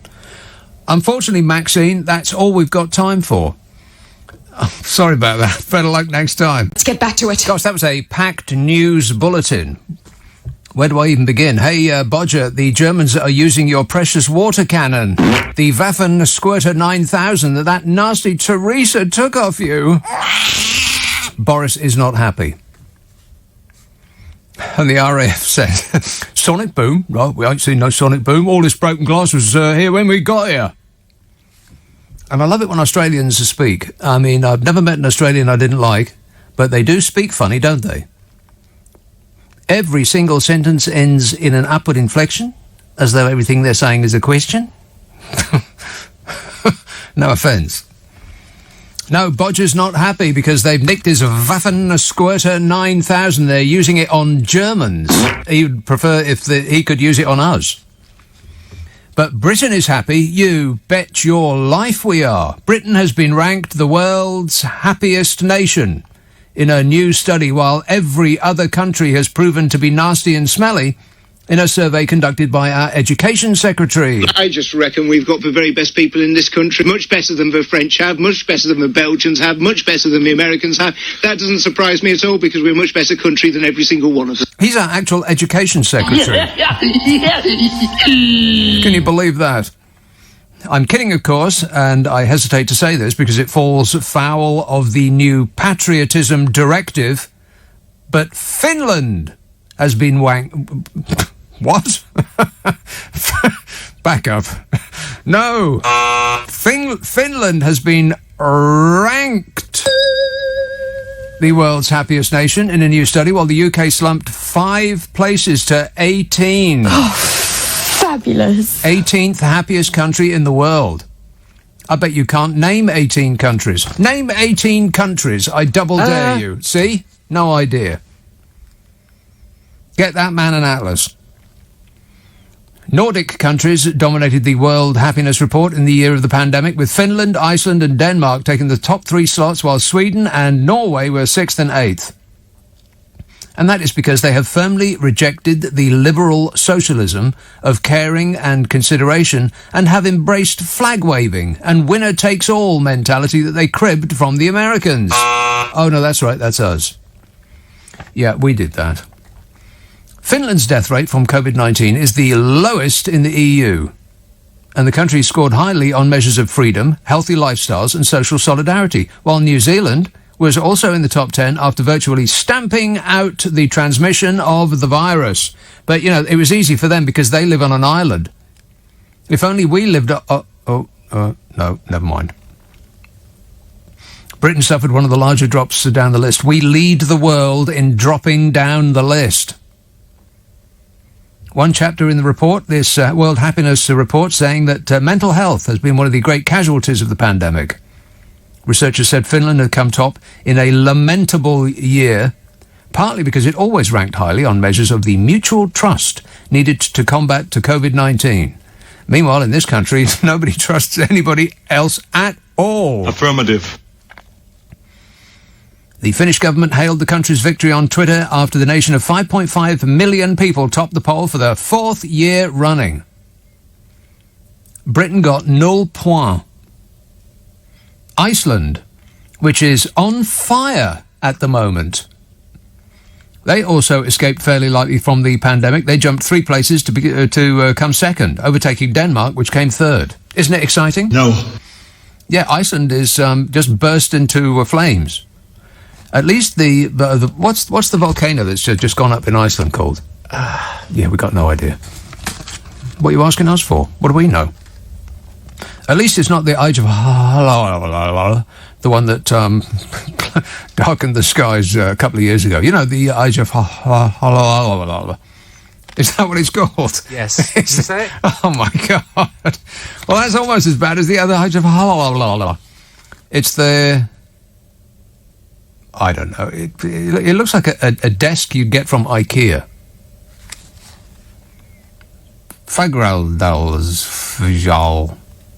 You know, the Fagraldalsfjall. The Fagraldalsfjall has exploded into flames. Have you heard? Yes. That's an actual fact. My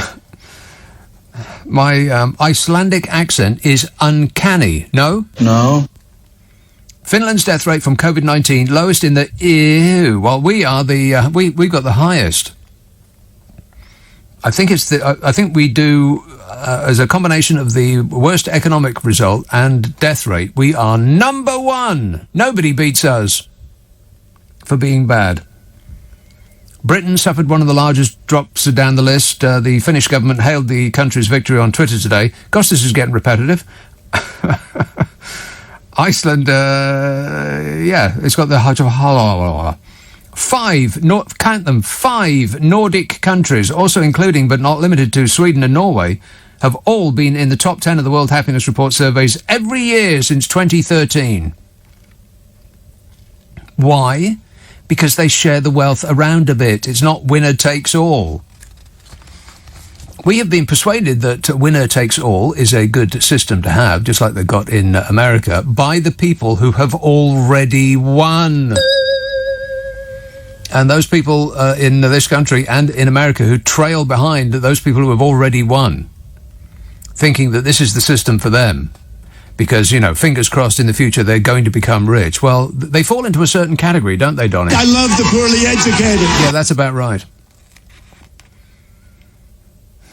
The study last year credited extensive welfare benefits, low corruption, and well-functioning democracy and state institutions with the Nordic nations' success. Yes, that's right. They tax them a little, the citizens a little bit more, which in this country is a big no-no. As in... No. It's a no. Because people think, well, that's... Oh, no. Yeah, share it fairly, but don't take a slice of my pie, they say. Rock and roll! Because we think, the amount I'll be able to enjoy with that extra money. But, of course, you can't. A little bit extra off your tax bill, you'll be able to afford 1.5 fresh cups of coffee a week. Big blooming deal. But if we all put it into a big pot, a big melting pot, big enough for the world and all it's got, then you spread it around, and the result is increased HAPPY-ness. But you can't persuade people of that because they think, well, I'm not a millionaire now. It's the Del Boy Trotter routine. If you are not rich now, it is almost vanishingly unlikely that you ever will be rich. The system is not working in your favour, and yet you keep supporting it. The whole world's gone crazy. So the study last year accredited extensive welfare benefits, low corruption, well-functioning democracy, and state institutions with the Nordic nations' success. Huh. Low corruption. What do you think about that, Bodger? I can't comment on that. They were joined in the top 10 were the Nordic countries, always so perfect. Joined they were in the top 10 by Switzerland, the Netherlands, Germany, Austria and New Zealand. New Zealand has been widely celebrated abroad after recording just 26 deaths from COVID-19. What? 26! Oh my God, how many people live in New Zealand? If it's 26, then they've done very badly. Seriously, how many people live in New Zealand? Wait a minute. OK, Google. OK, Google. Listen to me. OK, Google. Rubbish. What? 5 million. 5 million. 5 million people, and there's 26 dead. So extrapolate that up to us, and how many is it that we should have suffered? Hello? 26 times 12. We should have had 312. 312! Did we have 312? No, a little bit more than that. Just a smidge more than that. But don't criticise him, because Boris is doing his best. Ugh.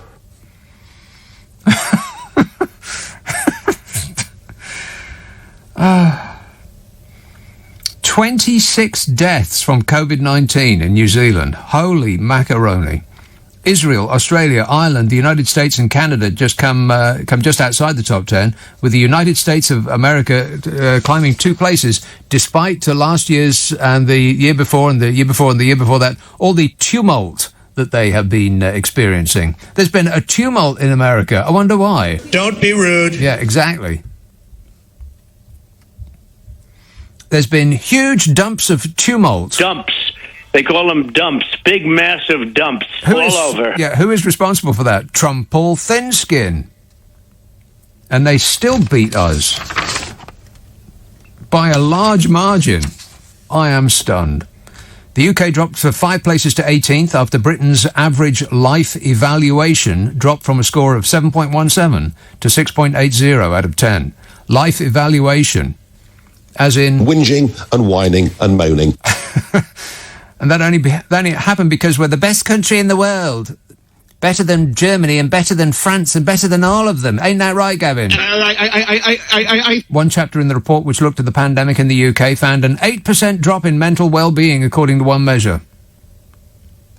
A fifth of Britain's population experienced persistently worse mental health during the first 6th month of the crisis, researchers found.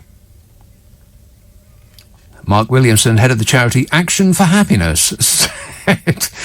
Well, I don't know.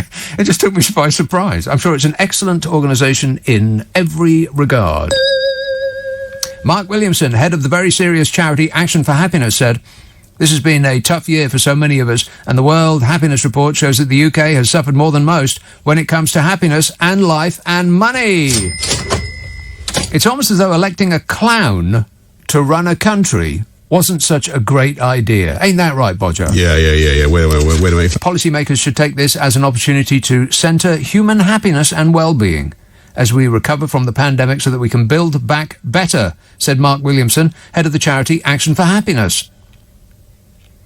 The rankings were mainly powered by Gallup World Poll, asking people about their happiness, but also included other measures to feature in the impact of COVID-19. The study is carried out by the UN-backed Sustainable Development Solutions Network and the Centre for Sustainable Development at Columbia University. But what do those experts on sustainable development know about sustainable development? And there were some comments about after this story. I, just for my amusement, for a giggle, I read the comments written underneath these stories by various assorted dingalings. And the second best rated comment when I looked was, "Can someone tell our new arrivals that they'd be happier in Finland then?" About Britain going down to 18th place in the World Happiness Index. And third best was, "Love it or leave it." You want to get out of it, you don't like it, go and live in Germany. Push them back out to sea, let them drown. Yeah, other than that, we're very, very happy people. Apart from all the pent-up fury and the anger. You want to hear that list? Not in full. I've only got a brief 3-hour show. Finland, number 1. Iceland, number 2. Why are the Icelandics so happy? I mean, they're living on... it's like living on a bomb. Which is just slightly going... Just a little bit going off, just at the moment. Those gases that have been deep down, boiling and roiling in the centre of the earth. Oh, the smell of them. Disgusting. Finland, Iceland, Denmark, number 3, Switzerland, number 4. Switzerland? Switzerland? What on earth has Switzerland got to recommend it, eh? Hello? The Netherlands, then Sweden, then Germany, then Norway, then New Zealand, then Austria, wherever that is, then Israel, Australia is 12, then Ireland, then the United States, then Canada, then the Czech Republic, then Belgium, and then us. And I don't mean to be disparaging to Belgium, but that's embarrassing. We got beaten by Belgium. I bet you can't even point to Belgium on a map. They eat chips with mayonnaise. Right down at the bottom of the list is Zimbabwe. But only because it's, alphabetical. About halfway down, they couldn't be bothered anymore. So just do it alphabetically. Zimbabwe are last. Live. This afternoon. And it was almost like back to normal, which was a bit of a shocker to me. I mean, I don't normally go out at the weekend, Friday and Saturday are work days, and I just beaver away, working away on this super show, all day long, making note after note after note, so that I'm up to my eyeballs in facts. Can you believe that? No. So, but I had to go out, and, God, there were so many people out. And although I wasn't on foot, I was in the car, it felt like they were invading my space. I thought, oh my God, there's people! Get away from me! I think I've become kind of institutionalised a little bit, in the sense of not wanting to be surrounded by any people. I don't want them I don't want them near me. I don't want to see them. I don't want to have them breathing on me or anything. They were just everywhere. They were on the pavement and everywhere. So that's what we've got to look forward to, unless we catch some exciting variant and we all get sent back inside for another 6 months. And on that subject, concert. Hello, Sean. Hello, mate. How are you doing? All right, thanks. I'm fed up. I've got a couple of quick points, mate. I'm fed up with these protesters, mate. We will never get rid of this virus with these protesters just going around the place. Mm-hmm. And Boris, the half-witted Johnson, right? He turned around and said, right? What was it he said? I can't remember what he's saying now, like, because he's like a honey monster. Yeah. Yeah. But at the end of the day, Nick, hey, we've got to close these borders. You cannot turn around and say, no, don't do it again, because you've got the likes of France and all them countries there. If they come into here, we've had it, like. I think that if there is a variant that's, there's variants in Brazil that are running around like wildfire, and if it's going to go around Brazil, then it's going to come here eventually. You know it will. But close the border. Why can't you close the borders? I don't know. Ask You know, Bodger. the half-witted idiot didn't close the borders in January when he knew about it, didn't tell us so much. Yeah. The half-witted idiot, man. I can't stand the bloke, like. Right. Half-witted idiot. Who's he talking about, Boris? Yeah, we've got no idea. OK, don't sit on the fence, Sean. Just tell us what you think. Thanks a lot, mate. 0345 6060 973. If there's a variant that is going to skip round the vaccines that we got, and it's far, far away, then it will get here eventually. You know it will. You know, what with you-know-who in charge. Rodney texts, Nick, don't these idiots protesting today realise they're going to be the reason the lockdown will last longer? Their cult leader, Johnson, will blame it on them for a rise in case numbers. The majority are ruining it for the minority of us sat at home. Who is it you're talking about? I love the poorly educated. Exactly. It seems a bit weird. I mean, I sort of understand, I get it a little bit, but it seems a bit weird. Just on the cusp of being let out, they're out there complaining about not being let out. Just wait a bit. We've been inside all year, for crying out loud. Just a couple of more weeks and you'll be able to get a haircut. Oh, God, I can't wait to get a haircut. Look at me. I look like Catweasel. No, Nick, you don't look like Catweasel. That long hair really actually suits you. Why do you beat yourself up like that? Can I get a bit of help here, please? Here is call in Brighton. John. Hello, yes, me, is it? I think. I mean, normally you say of the town. Yes, John. No. We are the best. No. We are the best, Nick. You must remember that. Yeah, I do remember that. Yeah, don't forget. What's his name says that? Is it? I can't remember his name. The education guy. When you and everybody else is trying to forget that he's our head of education. Isn't that shocking? When you're having a go at the government, don't forget we are the best. Yeah, we are the best. Yeah, he would agree. Yeah, but more importantly, I want to check that you've got a flag behind you. Behind me, in front of me, and around me, and underneath my clothing. Are you kidding me? I am surrounded by flags. No one on earth has more Union Jack flags than I do, and I can call them Union Jacks because that is precisely what they are. It's an agreed term, whether you're on sea or not. Yes. Yeah. Because that's the way the show has to be done these days in patriotic Brexit Britain. Exactly. It has to be done that way. Otherwise, you're a traitor, and you go on over to Germany if you don't like it. Yeah. Yeah, you'll have all the Conservative MPs onto you, complaining, writing in, getting you moved on. That's right. They'll say. Yeah. Because they got nothing else to do. Amazing. Yeah, have you heard anything about this film that the government was making about their success in the coronavirus? Are you kidding me? On Nick Ferrari shows. What? On Nick Ferrari show, he's asking one of the ministers what's happened to this film that they were making about what happened with the coronavirus and how it was dealt with, but I don't think he got an answer. Oh, I Do you bet know anything about that? I bet it's going to be truthful in every regard. Yeah. I can't believe it. I've never heard of such a thing. No, I just wondered. I haven't. Obviously they're fantastic successes. Well, it'll be a rich work of fiction. I bet you. Yeah. Propaganda. Real. Yeah. Boris. They're trying to assign the contract for Boris to be played by his doppelganger Brad Pitt. Yeah. But I just wanted to check you got you're up to speed with having the flag. Yeah, you don't have to check on me, mate. Yeah, you got hundreds of flags now.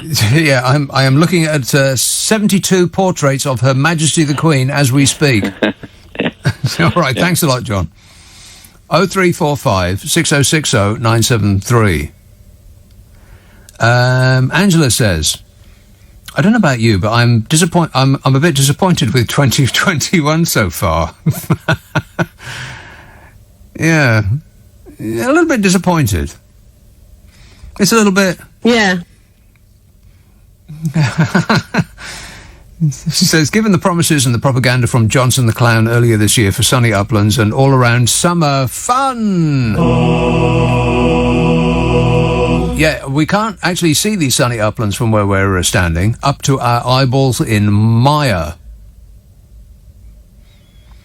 Alan in Manchester says, Nick, Aussies do talk funny like Londoners do. Best place, Brisbane. Londoners don't talk funny. What are you talking about? Says Alan in Manchester. Are you kidding me? Is that supposed to be funny? Londoners don't talk funny. What's funny about that? Brisbane. I've never heard of it. There's no such place. You're making it up. 0345 6060 973. Is there a herd of elephants running around outside? What is that? What is that racket? You do not talk to people a lot, don't you? They're exhausted with chatting by the time they get through to me. Just name, rank, serial number. That's all that's required. God, he's in there organising dates. 0345 6060 973. Does that constitute bullying? And let him know. It's still going on. Yeah, I think that you probably do compensation. That's me bullying you now. Nice lady yelling at you about. She was probably trying to express in words that she loves this show so very much. Just telling me she's back listening. Yeah, okay. Sure. Oh, if we don't like it, go live somewhere else. Simon says, Taiwan, 10 dead. Double the UK population density, 2.98% economic growth, economy fully open for a year. He says they're all out clubbing to Taiwanese music, I bet. I have no idea what that sounds like. I bet it sounds fantastic. 10 dead. Oh, my God. And the popularity of Bodger and his cast of clowns just keeps going up and up. Yeah. Wait. I mean, talk about deluded. I think that this country needs. I'll use Jack Nicholson's line out of Batman. This country needs an enema. Let's have Stoke-on-Trent. Liz. You leave that poor producer alone. He's very nice. Hi, Nick. Hope you're well. Yes, thanks. I'm just ringing in to tell you that chips is lovely with mayonnaise. And if you want it to be 1,000% better, yes, you mix 1 heaped tablespoon of mayonnaise with a heaped teaspoon of Marmite. Oh. Mix it, whirl it about. Oh, that came as a surprise. I thought you were going to say ketchup. Dramatic pause there. You see, I thought you were going to say mix a teaspoon of mayonnaise and a teaspoon of ketchup, because that sounds like it would be bearable. No, you cannot. You just cannot imagine how wonderful it is. Oh. Your chips dipped in that. No, don't knock it. Don't knock it, Nick, till you've tried it. Try one chip. I absolutely will not do that. Okay, sweetie, I'm going now because I'm dishing my tea out. All right, bye-bye. Don't eat it. Whatever you do, don't eat it. Just flush it straight down the, take out the middleman. Just flush it straight down the loo. Thanks a lot, Liz. Oh. Just a little squirt of mayonnaise and a bit of Marmite. Oh, my God. I feel ill just thinking about it. I'm feeling bilious. Howard Edwards in Llandudno texts, if we in Wales were independent, we'd be much further up the list, notwithstanding our last-minute loss to France. Oh, spoiler alert. Warning. You lost to France. I did not know that.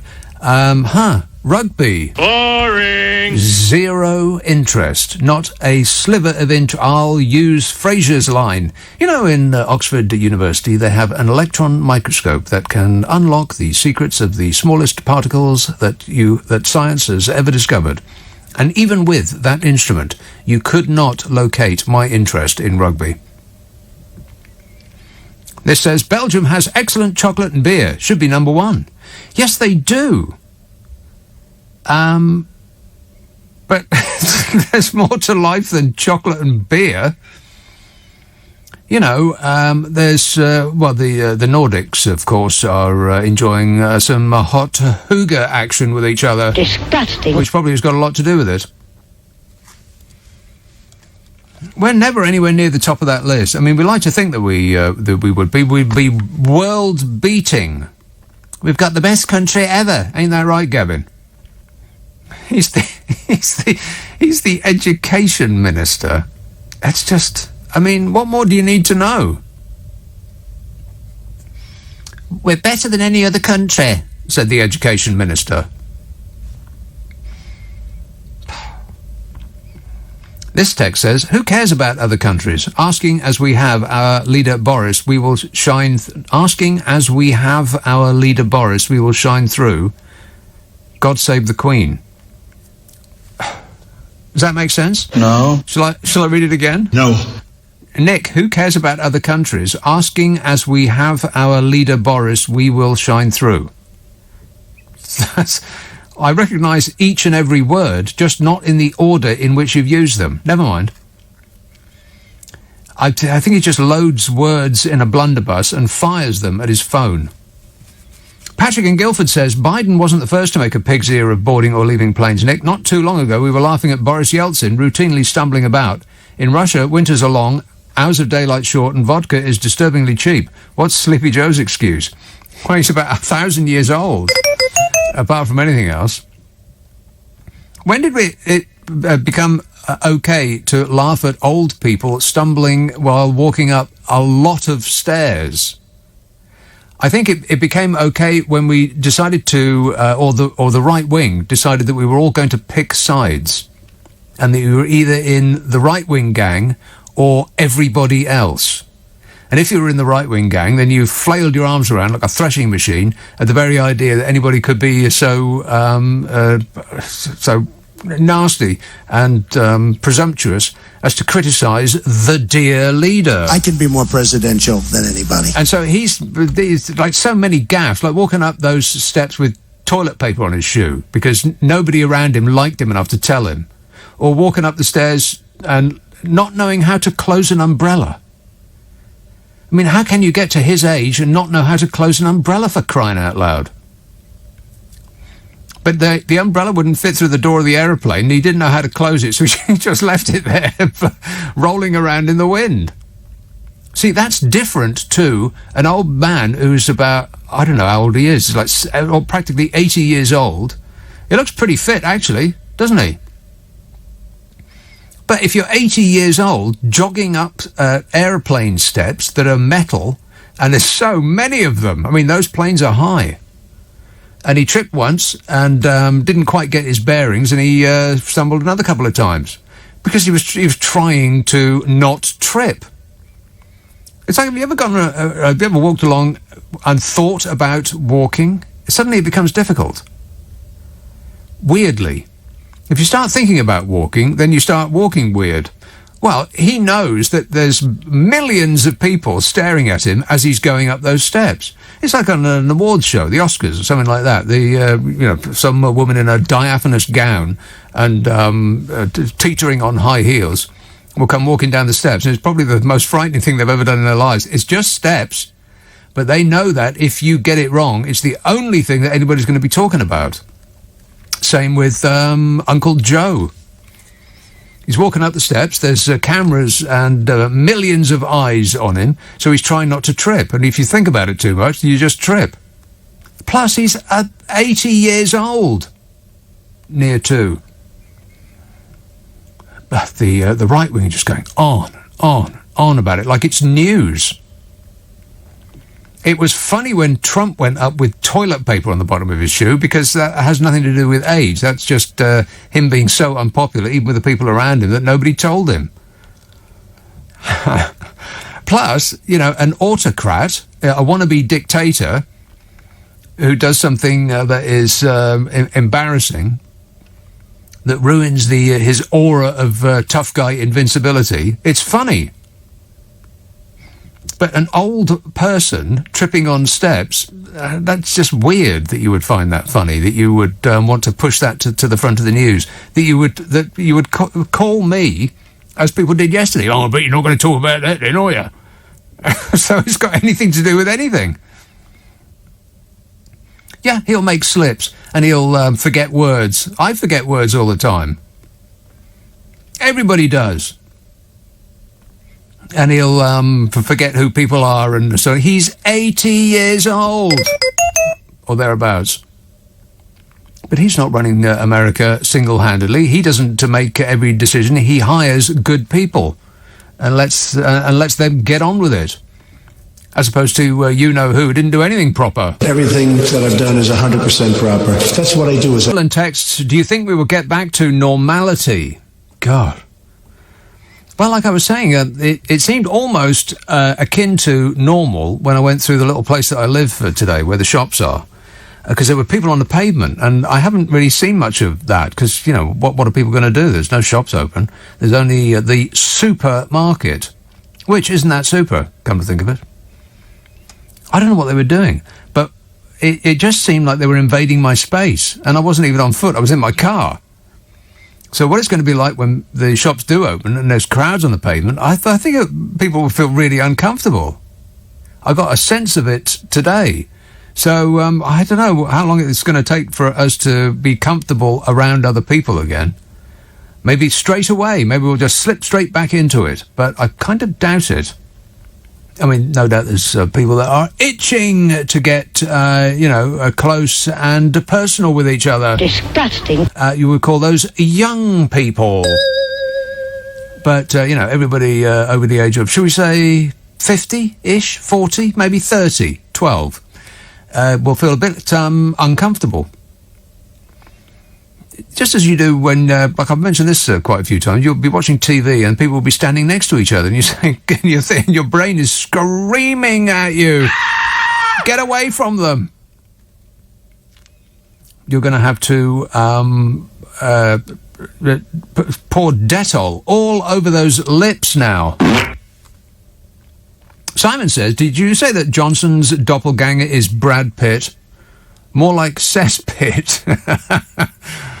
Yeah, we're going to throw a mop head down a cesspit, Bodger, and nobody will notice the difference. That'll be your stand-in in the new film. What do you think? I can't comment on that. Let's have a call in East Yorkshire. Hello, Mike. Hi, Nick. Are you well? Yes, well, thanks. Good. Last night you said you wanted a report on your desk about number one bestseller failing state. So the two funniest bits I've heard so far. Hancock, when he was a conservative little person. Hang on, back up. What is failing states? It's the number one bestseller about the... basically, it's a hatchet job on Johnson and Hancock. It's about the what happened in 2020 with the coronavirus. Oh, yeah. On it. I've heard about that, yeah, coronavirus. Yeah, I'm sure that was in the news. Go ahead. And when Hancock was a conservative little person, before he was an MP, he was campaign manager for another Tory candidate. Yeah. And he posted 10,000 leaflets through the doors in this constituency announcing that the Tory candidate was going to move heaven and earth to untie the community. Untie it? Think about misspell. Instead of he's going to untie instead of unite. Well, that's about right. Yeah. Let's put that expert in charge of health. What could possibly go wrong? Oh no! And the Conservative guy lost by 500 votes. Yeah, and no doubt. Went over upwards. But and the other one was, you'll like this because it's a film quote. At the start of COVID, Johnson was asked who his heroes were, and he said one of his heroes was the mayor in Jaws, because the mayor had refused to close the beaches because it would damage the economy and local businesses. Yeah, and then what happened? And then the journalist asked him after lockdown, did he still think that he was right? And he said, yeah, I was right at the time, but the difference is now I'm surrounded by loads of sharks. Not just one. And I was sat there thinking, yeah, you've got the ERG, you've got Farage, you've got Yeah, exactly. Loads of them. I'm a nutcase. Mm-hmm. Well, that sounds like a super book. I'll wait till the video comes out. How does that sound? That sounds great. In regards to Kathy from last night. Who's that? You had this weird thing that you were saying. Some Kathy had said that Mike from Beverley was this, that, and the other. So I have to send them my regards. Oh, right. I bet your ears were pricking up and your face was going red with delight. You've got a secret fan. Something like that. Yeah, she'll be showing up on your doorstep in a wedding dress any moment now. Close your curtains. Make no noise, Mike.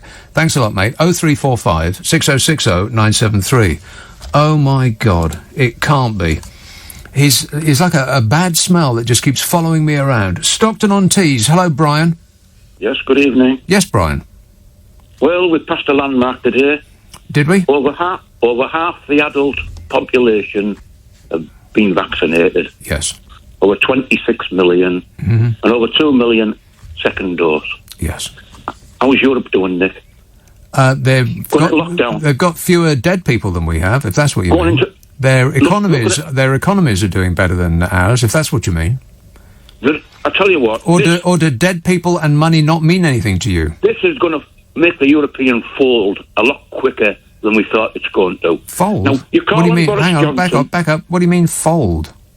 Well, it's going to fold within 5 or 10 years, but it could fold within a year now. What you mean? Hang on, back up. You mean the European Union itself is going to fold, or they're going to fold in negotiation with us? Well, it doesn't. What happens in that way? They haven't even signed that yet, by the way. They're all over the shop. Like they haven't verified the free trade deal. No, that's right. As you would expect. The brains are all scrambled. All it's about is punish UK, and that is why they're getting this ridiculous little Englander mentality that anything that goes wrong is them punishing us. God, will you ever stop whining? I tell you what, Macron has a brain the size of a pea. He has got to go. He's a loose cannon. He's got to go. What's it got to do with us? Right, we look at this country, shall we? If it was Boris Johnson had done what Macron had done about the AstraZeneca virus or a vaccine, you would be screaming for his head. Brian, along with all the Remainers. Brian, why are you not screaming for Macron? Brian, which country in Europe has had the worst death rate and the worst economic catastrophe? It's not over yet, sadly, Nick. They're going into a third lockdown. Okay. They just went to lockdown, well, we don't know what's going to happen in the future, but up to this... I know what's going to happen. Wait a minute. No, you don't. Sadly. No, you don't. Listen to me.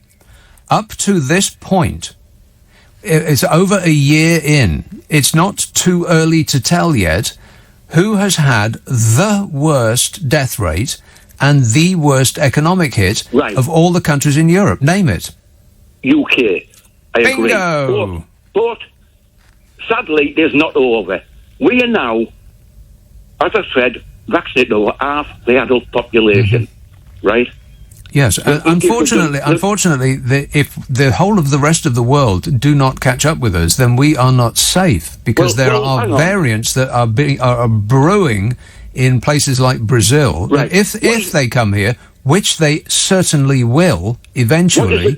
Which will mean that we will get a third wave that is possibly worse than the first one. And they're trying to stop that, aren't they? Eh? Europe is trying to stop that. The cheapest vaccine around is the AstraZeneca one, around about £2. The price of one's £15, not a lot of the others. They're a lot dearer. Is that another reason in which the UK is the best country in the whole wide world? No, what we said is we've done well, Nick. Give us some credit.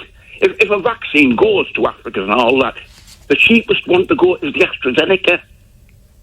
I mean, this bloke Macron, right? How does that... Oh, my God. Every tiny little thing. It's like, well, the sun shone on Britain yesterday and it didn't shine on France. There, proof.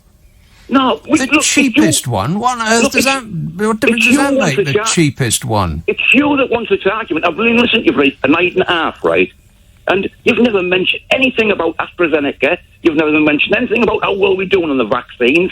You know, all you say is Bodger Johnson and Right? He is the only thing that he has done that has been that has worked perfectly is getting out of the way eventually. God, it took him a year to just get out of the way of the experts and not try to find some way that his mates and his neighbours and his donors could make some money out of it.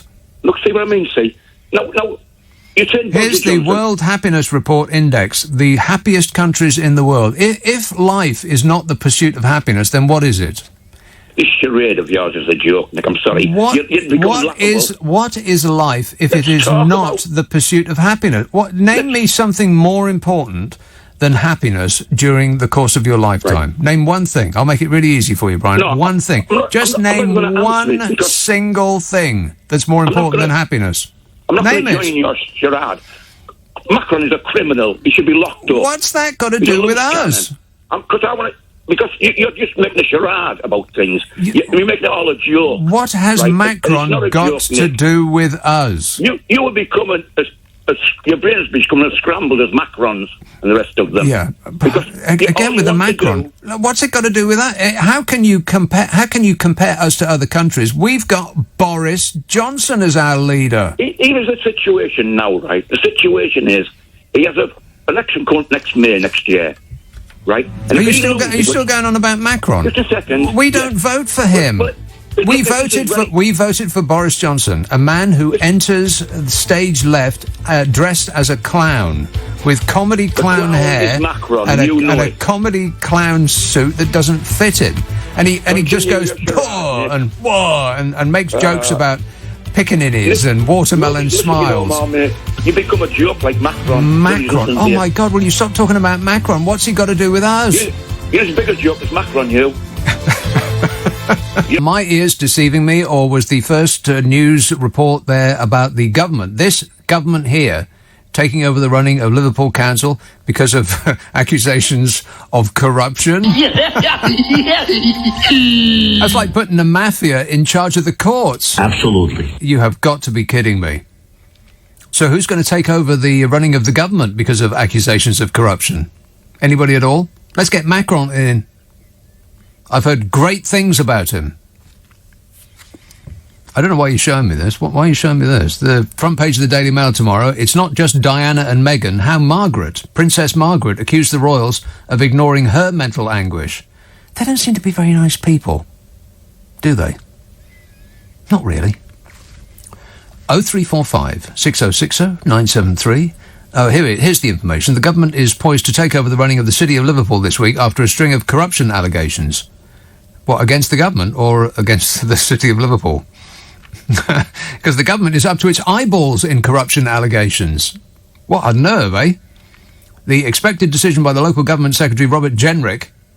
Oh, here's the chap with the flags in the background and a picture of Her Majesty. Yeah, your flag's too small. He said he wanted to intervene in the running of one of the UK's biggest cities. It's unprecedented in modern times. Well, there's a lot of things that are unprecedented in modern times. A president! Can you believe it? That being one of them. The unprecedented president. Commissioners could be sent in to run the day-to-day operations of the council for several years, something which has only ever happened 3 times in the past 25 years. Corruption allegations, you say? Well, I am stunned. Can you imagine corruption being a part of the governing of a council in this country? Meanwhile, Boris Johnson has broken the government's own code of conduct by failing to disclose ministers' outside earnings, it was claimed last night.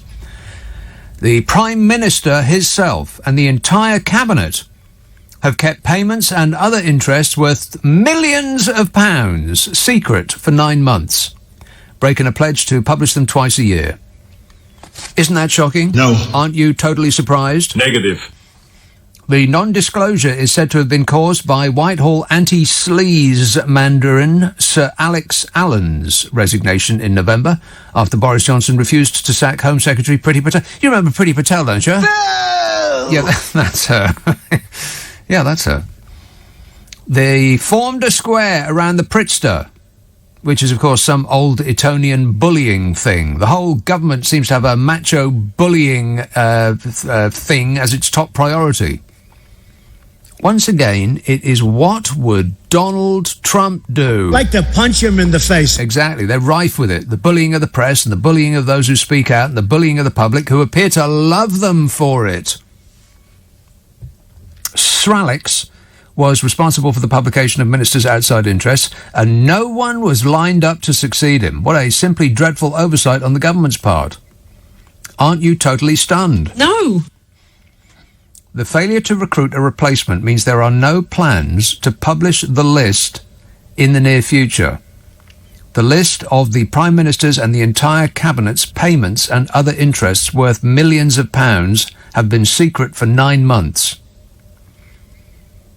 And the fellow that would ordinarily make those that information available to us poor dopes who pay taxes, he left because of what was perceived to be bullying and corruption within the government. And they somehow forgot to replace him.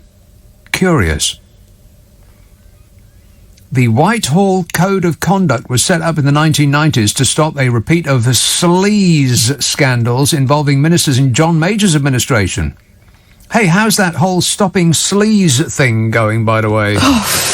Fabulous. Sralix, the Prime Minister's independent advisor on ministerial standards. Are there any? He walked out in protest when Johnson let Patel keep her job despite claims that she bullied officials. It sends out a message, don't it? We tolerate bullies and we do not tolerate whistleblowers who are being unhelpful. Whistleblowers get spanked. Sralix's role involved ensuring outside interests of all 137 government ministers, including donations, loans, trusts, investments, and similar interests of close family members, are published twice a year. This is vitally important, because otherwise we don't know who's taking what for doing, doings. The latest list, due in January, 3 months overdue, with no prospect of it being released soon. And we're not talking about small amounts of money. These people are staggeringly rich. Commons leader Jacob Rees-Mogg is said to be worth the 200 million quid. Lord Zach Goldsmith, 285 million pounds. A Cabinet Office spokesman said a new list of ministers' interests would be published in due course. Don't question us, peasant. Don't worry your little head about it, they said. Look, there's a dinghy. Or a woman stole our prince. Or the EU's being beastly to us. God, it's like playing fetch, isn't it? They throw a ball and we dash to retrieve it like a Labrador. And like Labradors, we couldn't love our masters more no matter what they do to us. 0345 6060 973. Text 84850. Email nick@lbc.co.uk. And if you're on Twitter, it's @LBC. Gosh, if only you were allowed to call twice on this show, I bet that Brian would have an update in his opinion. Still listening, though, aren't you, Brian? Nick texts, hi, Bovril and burger sauce on some chippies, ! What's burger sauce? Do you mean ketchup? What's burger sauce? I think it's ketchup and mayonnaise mixed. Oh, my God. Oh, I'm going to be sick. Get me a bucket. Tim in West Sussex says, Nick, I'm 61 years old, but it took me 60 years to find out that chippy chips taste even nicer if you... Stop jumping the screen up and down. I'm trying to read it. I'm getting seasick here. It is like trying to read a paper on a boat.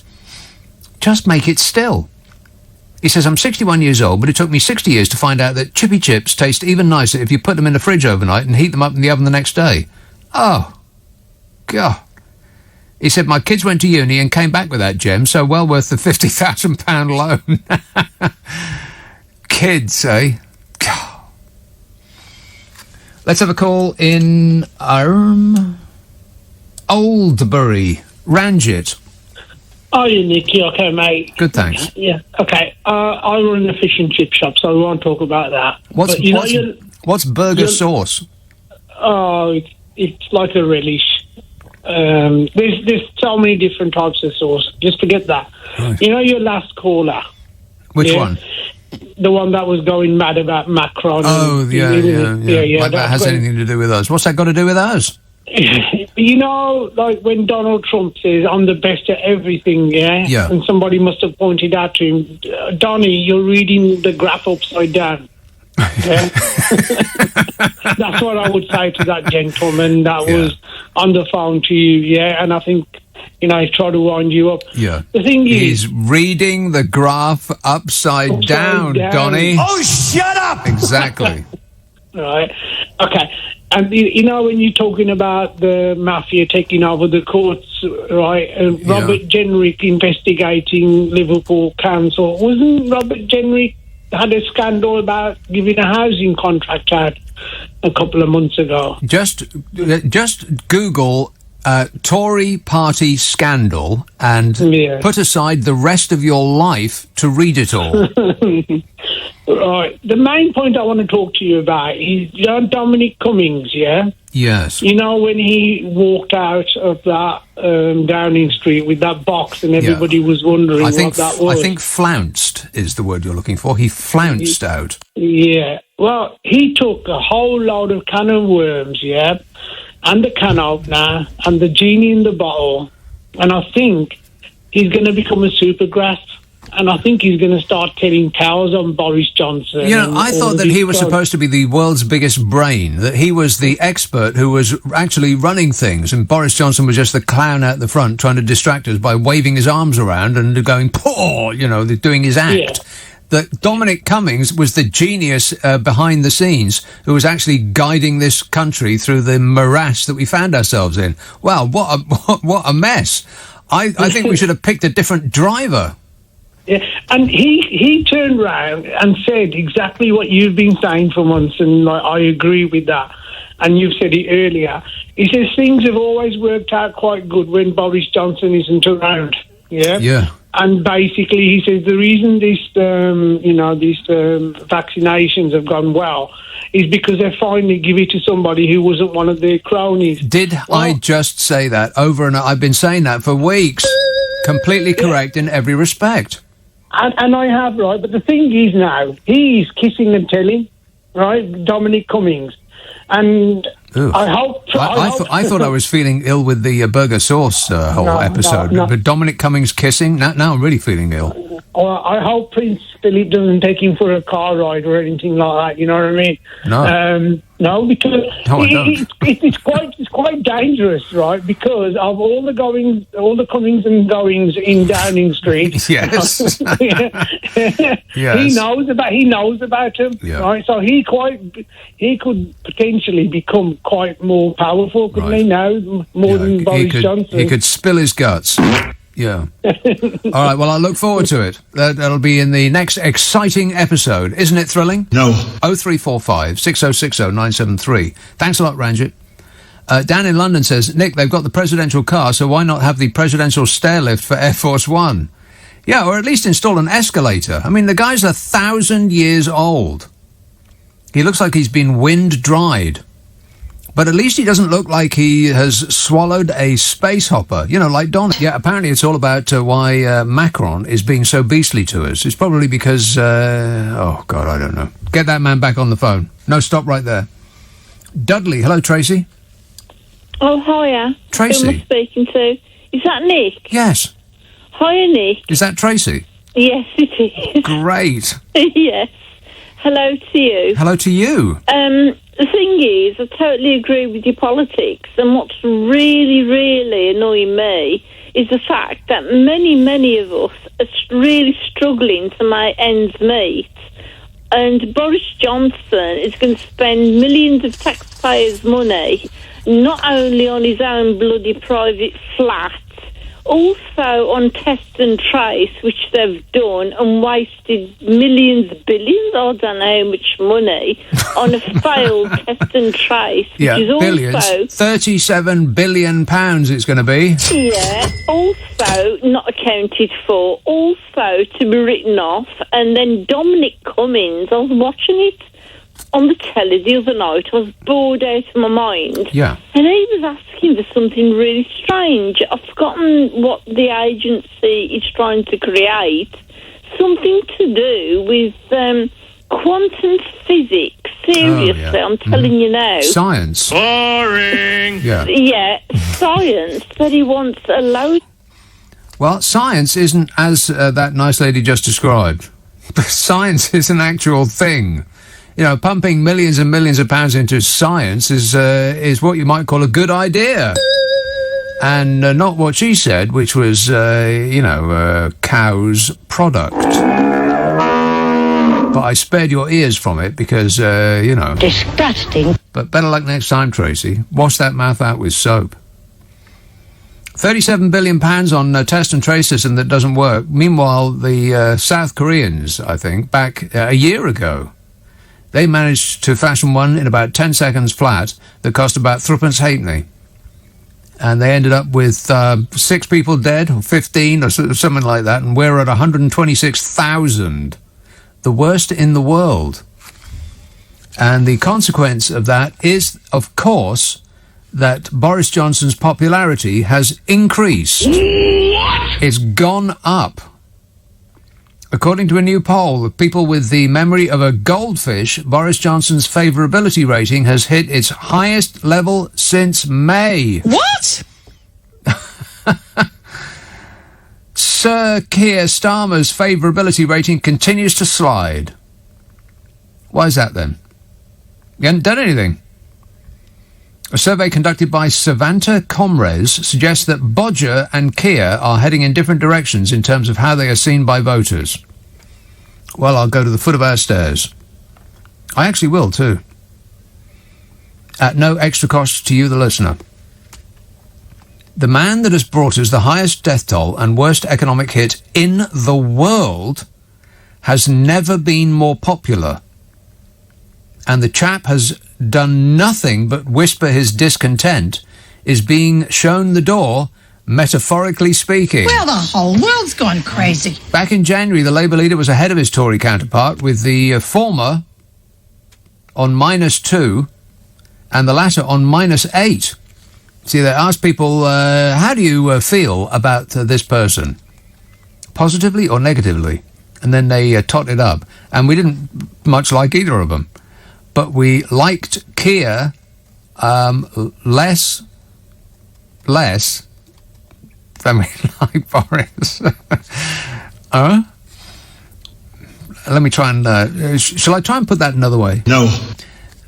We disliked Keir Starmer less than we disliked Boris Johnson. There, that's it, in a nutshell. That is it, in a nutshell. A big sack of monkey nuts. Precisely. So back in January, the Labour leader was ahead of his Tory counterpart. The Labour leader was on -2 and Bojo was on -8. It's a bit weird to be talking about somebody being ahead and still having a favourability rating of -2, but that's the position that we find ourselves in.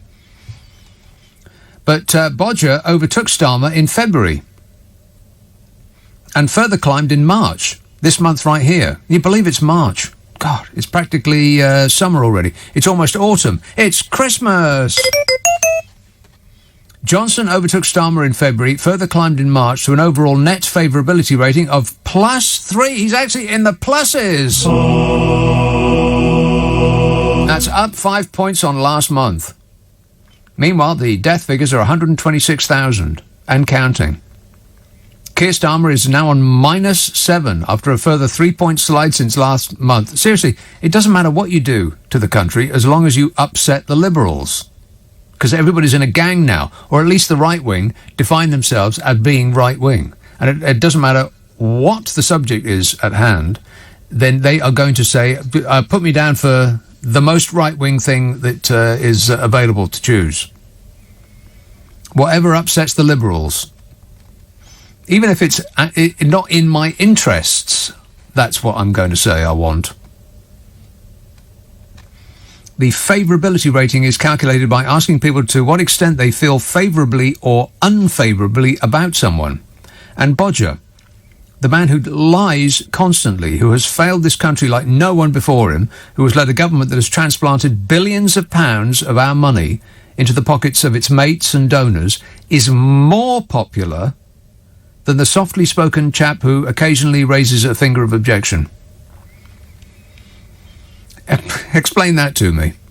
Maybe Labour is suffering from a Union Jack deficiency. Maybe they aren't gazing adoringly at enough portraits of Her Majesty. And just as readers of a book or watchers of a film remember the end, but not so much the middle or the start, we're apparently all concentrating on the one thing that the government has got right, the vaccine. And I'd guess that it's going so well because they admitted to themselves that everything they touch is tragic and just got out of the way and let the professionals take control. They stopped trying to figure out how they could get a slice of that pie and just concentrated on how to take the credit for it instead. So it's a vaccine boost that Bodger and the kaleidoscopic clown show in charge are enjoying. They've exceeded expectations by actually getting something right, and we're falling over ourselves in delight. It's like a naughty little schoolboy who finally did his homework. Or a dog that didn't poop on the kitchen floor while you were out for the very first time. Come over here, Bodger. We'll scratch you behind the ears. Who's a good boy then? I can't comment on that. Meanwhile, Sir Keir continues to appear to struggle in cutting through with the electorate, quite possibly because he is competing with a clown show and it's a little hard to take your eyes off a circus. And partly because he's an actual Sir while leading the Labour Party, which just doesn't sound right, does it? I mean, that title actually makes him seem further out of touch than a Bullingdon Bodger, who has never been in touch his entire life. Hey, Bodge. The poll also gives the UK government a net favourability rating of 0. That sounds about right. They're a big fat 0. They're defying gravity like one of Steve Allen's birthday balloons. Which are still here, by the way. Haven't touched them. They're still inflated. Not sad and flaccid yet. But they will be. It's 30% of respondents this month to this poll said they dislike the PM. 30%. 30% said they dislike the PM and his policies. But that's a 6-point drop from January when it was 36% of respondents said they dislike the PM and his policies. More people actually like the Prime Minister's policies than before. Which ones? What are his policies? Name one. I mean, he's got Brexit done. How's that going, by the way? Oh, fabulous. Would the fishing industry care to comment? Not so good then. For Sir Keir, 18% of respondents said they like both him and his policies. 18! But 27% of people said they dislike him and his policies. Well, what policies? I bet you can't even remember a single thing he's ever said. 44% said Bodger Johnson would make the best Prime Minister, up 1 point on last month. Only 27% said Sir Keir. Now, there is a factor in that people always say, or are inclined to say, that somebody who's already got the job would be better than somebody who doesn't yet have the job. But even so, I mean, look around. 44% said that Bodger Johnson would make the best Prime Minister. Only 27% said Sir Keir. How? How could Starmer be worse? In what way? Would he lie more? Would he take more money from us poor dopes who pay taxes and give it to his mates? What does Bodger have to do to turn the fans off him? 0345. He's got that Trump thing about him.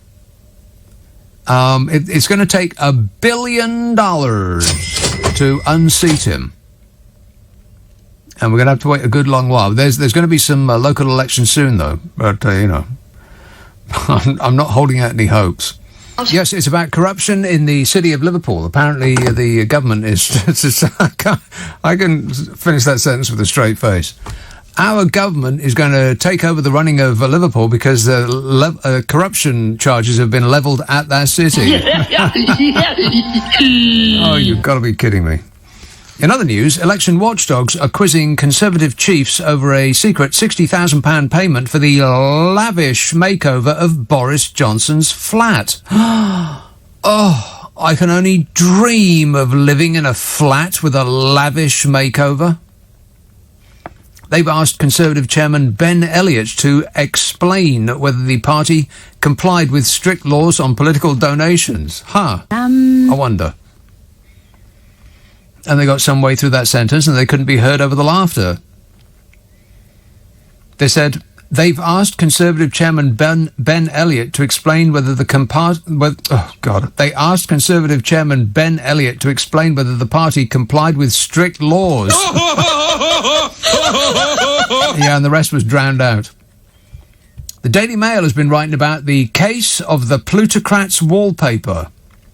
Because apparently it's much more interesting than concentrating on 126,000 dead people and the worst economic crash of any major economy. But, by all means, let's concentrate on the price of cushions.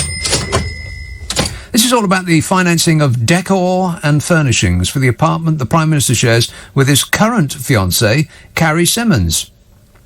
Which, by the pictures I've seen, they've made to look like the inside of a Can-Can girl's dressing room. Disgusting. I mean, the Daily Mail found that the 60 grand Downing Street bill was paid by the Conservative Party last summer. It got the money back from a wealthy donor in October, also in secret. I think that Liverpool should take over the running of the government because of corruption charges levelled at the government. They could do a swapsies. The Prime Minister and everyone concerned deny impropriety, which is the most fantastic word, impropriety. I mean, you can splutter it out as an imperious lord would. Puh! Impropriety! Huh. You or I might be guilty of crimes. They would be guilty of impropriety. Puh! Or not, as is the case here, apparently. The government said, nothing to see here, please move along, just the normal business of government, and their ratings skyrocketed, presumably because their cult worshippers love sticking it to the libs. You lost, get over it, they say as their pockets are being pilfered by the objects of their adoration. How would the Tangerine Scream put it? I love the poorly educated. Yeah, I'm sorry to hear about your golf club getting closed by the lurgy, by the way, Donny. Your husband might get sick, Melania. I don't care. She's actually not that bothered. Once again, this government has been guided by the principle, what would Donald Trump do? Well, Donald Trump would make money from a charity that he set up but hadn't donated any money personally to, and he'd buy a portrait of himself with it for a 5-figure sum. Why would anyone want a picture of that ugly mug? He looks like a bloated Savaloy. Don't be rude. The stuff that goes on. According to a labyrinthine money trail established by the Daily Mail, the 60 grand bill from the upmarket interior designer Lulu Little's Sewn Britain company arrived in June, and the Cabinet Office refused to pay up. And if she'd tarted up my place in that patterns on everything style, I'd have refused to pay up as well. I'd have her paint it all over in magnolia, 'cause that's classy. Tory HQ paid via the Cabinet Office in July, and the party got the cash back from Lord Purr in October. In another twist, Lord Purr's 60 grand was to be assigned to the Downing Street Trust that he was put in charge of, even though it doesn't officially exist. What? Confused? Yes. Yeah, you're not alone. And it just goes on and on and on. A spokesmodel for the Electoral Commission said... a Tory HQ spokesman said, "Oh, We have regular discussions with the Electoral Commission. We're very happy to explain to them how the rules have been correctly followed. Ain't that right, Smug? You're better informed than I am. I don't know anything. Oh, nothing to see here. You'll find us in Liverpool. Corruption, you know. Rick in Folkestone says, have you seen Fox News this week? No. No. Is that still a thing? Why is Fox News still a thing? Donny ain't there no more. They can't tell him what to do. He's on the golf course, lugging his svelte form around the greens. Why is Fox News still a thing? I mean, their audience is about 160 years old, on average, and they're already furious. You don't need to make them furious about stuff. Rick in Folkestone says, have you seen Fox News? They really have lost it. Apparently Joe Biden should be ringing Trump to thank him for sorting out the vaccines. Yeah, Donald Trump knows a lot about the virus. This, whatever they want to call it, you can call it a germ, you can call it a flu, you can call it a virus, you can call it many different names. I'm not sure anybody even knows what it is. Nobody even knows what it is. I'm not a doctor. But, you know, at least he can admit that. At least he can admit... I know nothing. Yeah. Glenn says, I can't believe that you are making excuses for Sleepy Joe Biden. He looked like he was doing an impression of Norman Wisdom. They've lost a statesman and replaced him with a buffoon. Hey, Glenn, you're reading the chart upside down. Old man stumbles going up a huge flight of slippery steps outside. Yeah, hold the front page. Hey, Fox News has suffered its worst month of ratings since April 2000. Wow. Falling into third place for total day viewers and overall viewers, behind failing CNN and MSNBC. Good. I hope they put the closed sign up there. Serve them all perfectly well. Well, the audience for Fox News, they're about 100 years old. On average, the audience for Fox News is about 100 years old, and they were all kept alive by being furious all the time. But now that Fat Donny has sailed off into the sunset, they've got nothing keeping them alive anymore, so they're just falling like ninepins, I would imagine. Never mind. Poplar, Adam.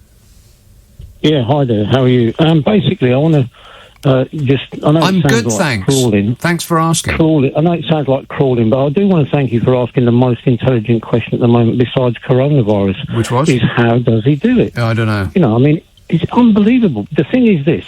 I've been thinking about this, and I do believe it's to do with scale. People can't relate to 37 billion.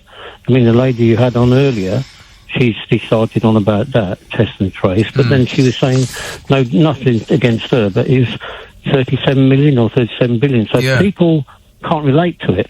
The dead, people die. People say to me, oh, a lot of people die every year of the flu. So even that, people can't really relate to. Something is to do with scale. So basically, the only thing I can see at the moment he can get hung, drawn and quartered for is the wallpaper.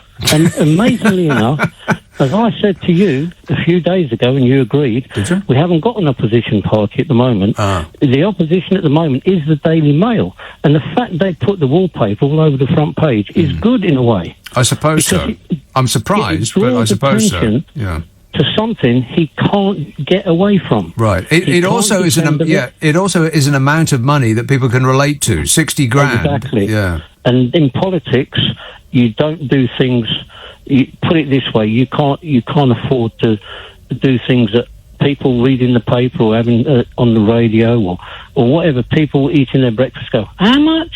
What, 360 quid plus for a roll of wallpaper? For a roll of wallpaper, yeah. That really hits home. Yeah, it does. Yeah. So good luck to the Daily Mail, because this is something that needs to be dealt with. I thought this man would have high standards, and he doesn't. It's just unbelievable. That right at the end there, you made me laugh. But up to that point, excellent work. All right, cheers, Adam. Yeah, I think he's right. It seems like small beer, but governments have been toppled by things that are small beer. The most powerful men have been, had by small, tiny, seemingly insignificant things. They got Al Capone for his taxes. Absolutely. Yeah, not the killing people part. Got away with that. They got him with his taxes. So maybe they'll get Bodger for his cushions. Who knows? Andy says, just out of interest, how did your beautiful collaboration with Carol come about? I can't remember. We were talking about this the other day. We've been doing it for so long. We started doing it about 20 years ago, something like that. What's this? Didn't you do a show together, you two? Yes, that's right. Yeah, we did a show on LBC when it was it was on Gray's Inn Road, I think, somewhere like that. It was in the basement of the ITN building, something like that. There's this beautiful facility above ground with soaring atria and the very best that money can supply. And they stuck us in the basement. Oh my God. Where did you get that from? It's on the internet. Is it? Take it away. Okay. There's a picture. Don't look up a picture of me and Carol on the internet, whatever you do. Yeah. And why we were put together to do the same show, I can't remember. I really have no idea how it came about. But it's just one of those things when you just click with somebody and it's just really, really easy. And right from the word go, we could just fashion a whole show out of nothing. I mean, I would arrive about having done zero preparation, nothing at all. And I would arrive about 3 minutes before we were on the air, and she would bowl in late. And I would start the show looking at an empty seat, and about 10 minutes later, she would come in and go, "Oh, hello." Ain't that right, Carol? No. Yes, it is. But yeah, we can. We just pull it out of our ears, and I look forward to it every week, and I know that she does as well. And I think you will find that it's a right laugh. If you want to be amused, it's called "What's Your Problem with Nick and Carol?" We just gas around and chit chat and try to solve people's problems in a sort of not even a semi-serious way, in a kind of an offhand way. Every now and again, we do solve people's problems. I mean, we do give good advice every now and again.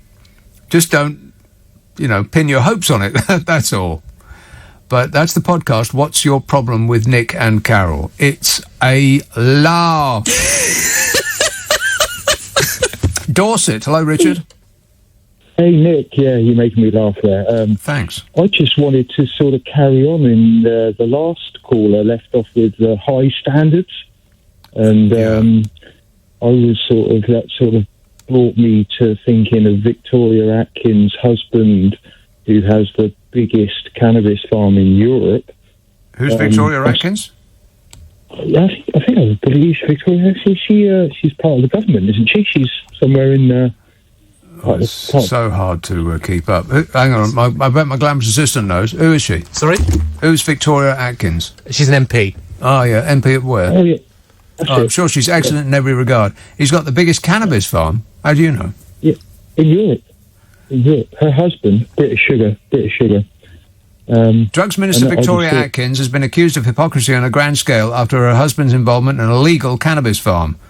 Right. Well, I've got no idea about any of that. What's the problem with that? I mean, apparently, this country is preeminent in producing cannabis for medicine. We just don't use any of it here. We send it all abroad. But we're doing very, very well, apparently. Want to score some pot? But it's not something I really want to get into. But thanks a lot, Richard. 0345 6060 973. Janice says, I don't find it funny that anyone would trip over. Oh, come on, Janice.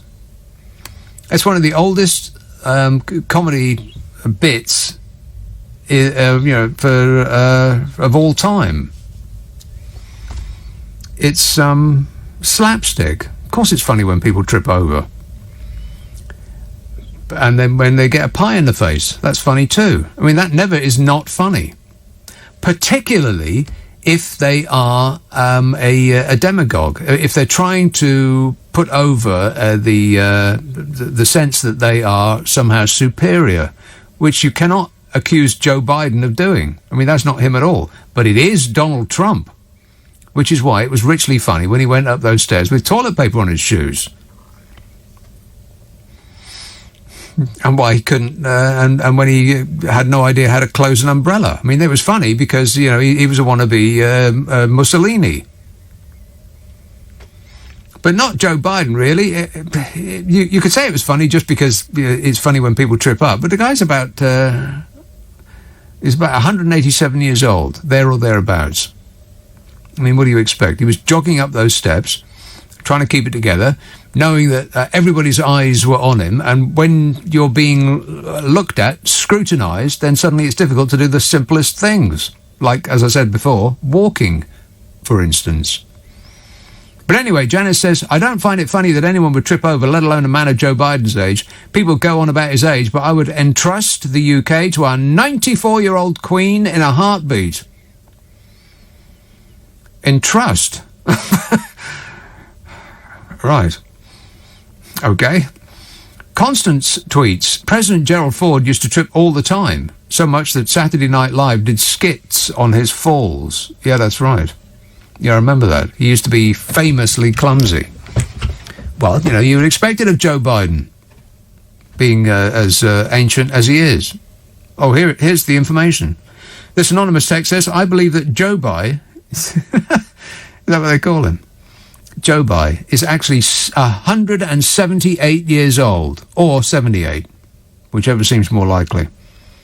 About 178 seems more likely to me. Like I said before, he looks like he's been left out and dried in the wind. He looks like a 6-foot stick of beef jerky, doesn't he? Like all the moisture has been sucked out of him.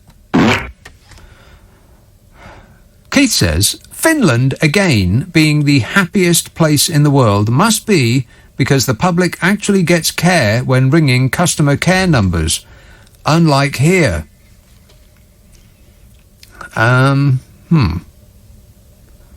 Well, the problem these days with ringing customer care, which I have done quite a lot recently, having moved myself and tried to organise somebody else's move, is that people who are doing the customer care routine are working at home.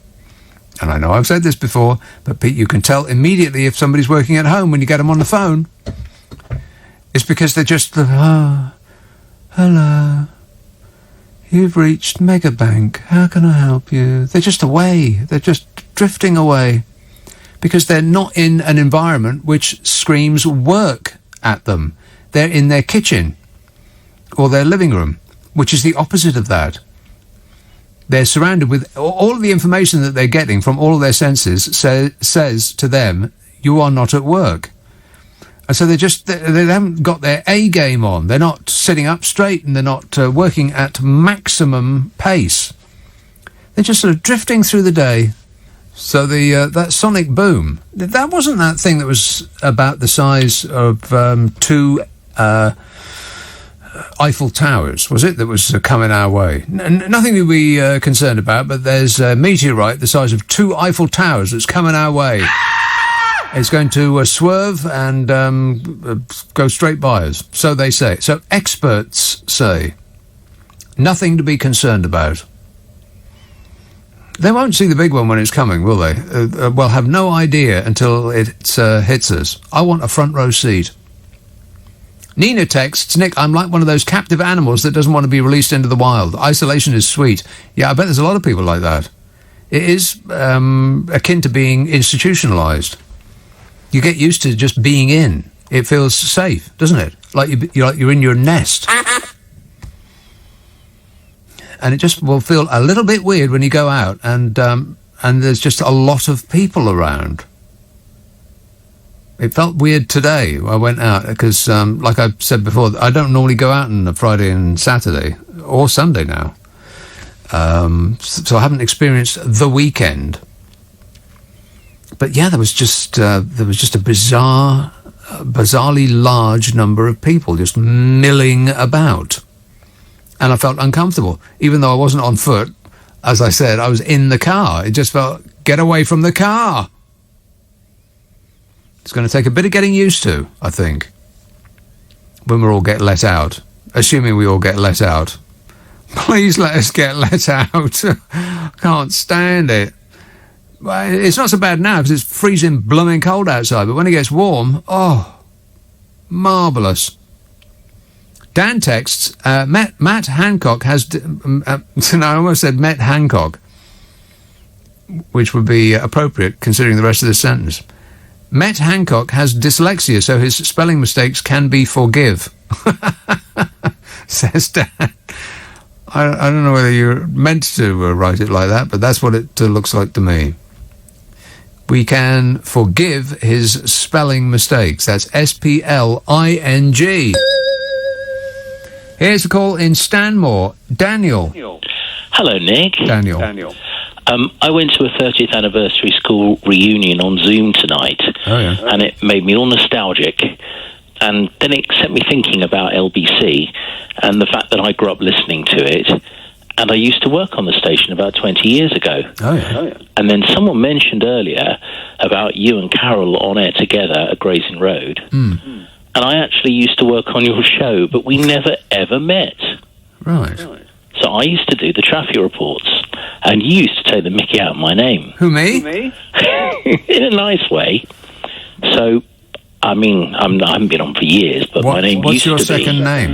Daniel G. And you used to go... Do you remember what you used to say? No. No. You don't even remember me, do you? Daniel G. Anyway, you used to go, it's Danny G. Did I? You did. Well, it was funny at the time. Yeah, it was probably funny when I did it, yes. 20 years later, and you've had 2 moves since there. Not so much. Well, yeah. So it's not so funny anymore. But I'm enjoying your show, and it is funny. So keep up the good work. Well, thanks a lot, Danny G. You're welcome, All Nicky. right. Cheers, mate. Ta-da. 034. A little bit of an echo on the line there. An echo. 0345 6060 973. He had one of those excellent radio voices. Hey, DJ. A professional, a real-life professional on this programme. Can you believe it? No. John in Liverpool says, Nick, did I hear that the Tories might run Liverpool Council? What could possibly go wrong, given their own epic levels of corruption? Maybe they're coming here to teach our council how to do it without getting caught. Yeah, how to do it without getting caught and still increase your popularity. Eh, Bodger? I can't comment on that. Speaking of which, billionaire tax exiles, the British National Party, Saudi royals and oil-rich Gulf states have claimed millions of pounds of your money in furlough cash. What? Beneficiaries behind companies that have drawn on the coronavirus job retention scheme include, but are not limited to, members of the Saudi royal family, the Qataris behind Harrods and the Ritz, the ruler of Dubai, tax exiles Jim Ratcliffe and Guy Hans, billionaires Evgeny Lebedev, Len Blavatnik and Mohammed Al-Fayed, and the British National Party.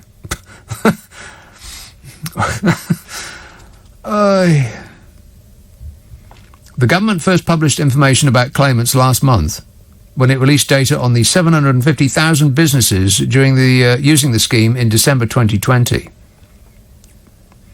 Since then, details of some claimants have emerged, including Tony and Cherie Blair. You remember Tony and Cherie Blair, don't you? No! Yes, that's them. And also golf courses owned by Donald Trump. I make $400 million a year, so what difference does it make? Yeah, sure you do, Donny. Sure you do. But many of the beneficiaries have remained hidden until now, often due to complex company ownership structures. The Guardian cross-referenced government data with companies' house filings that reveal who owns a controlling stake in UK businesses. Excellent work, The Guardian. The British National Party are one of the recipients of your money. We've got a few idiots in our party. The analysis shows firms owned by some of the world's wealthiest people and entities benefited from the scheme. The Conservatives gave millions of pounds of your money to already very rich people, some of whom are, completely coincidentally, donors to the Conservative Party. Isn't that absolutely astonishing? Aren't you completely stunned? Negative. Harrods, owned by Qatar's Sovereign Wealth Fund, and the Ritz Hotel, owned by the ruler of Qatar's brother-in-law, claimed up to £3 million between them in December. Just December. 4 Saudi royals received up to £55,000 for 4 companies, one of which manages the 2,000-acre Glimpton Park estate in Oxfordshire, owned until this year by Bandar bin Sultan, former Saudi ambassador to the US. At the end of this, I'm going to give you an indication as to the difference between $1 million and $1 billion and $1 trillion. And it will flip your wig. It'll blow your mind. Groovy. The government of Dubai and its ruler, Mohammed bin Rashid Al Maktoum, have also claimed for companies, including a 6-star 24-hour concierge service for VIPs. What? If you please.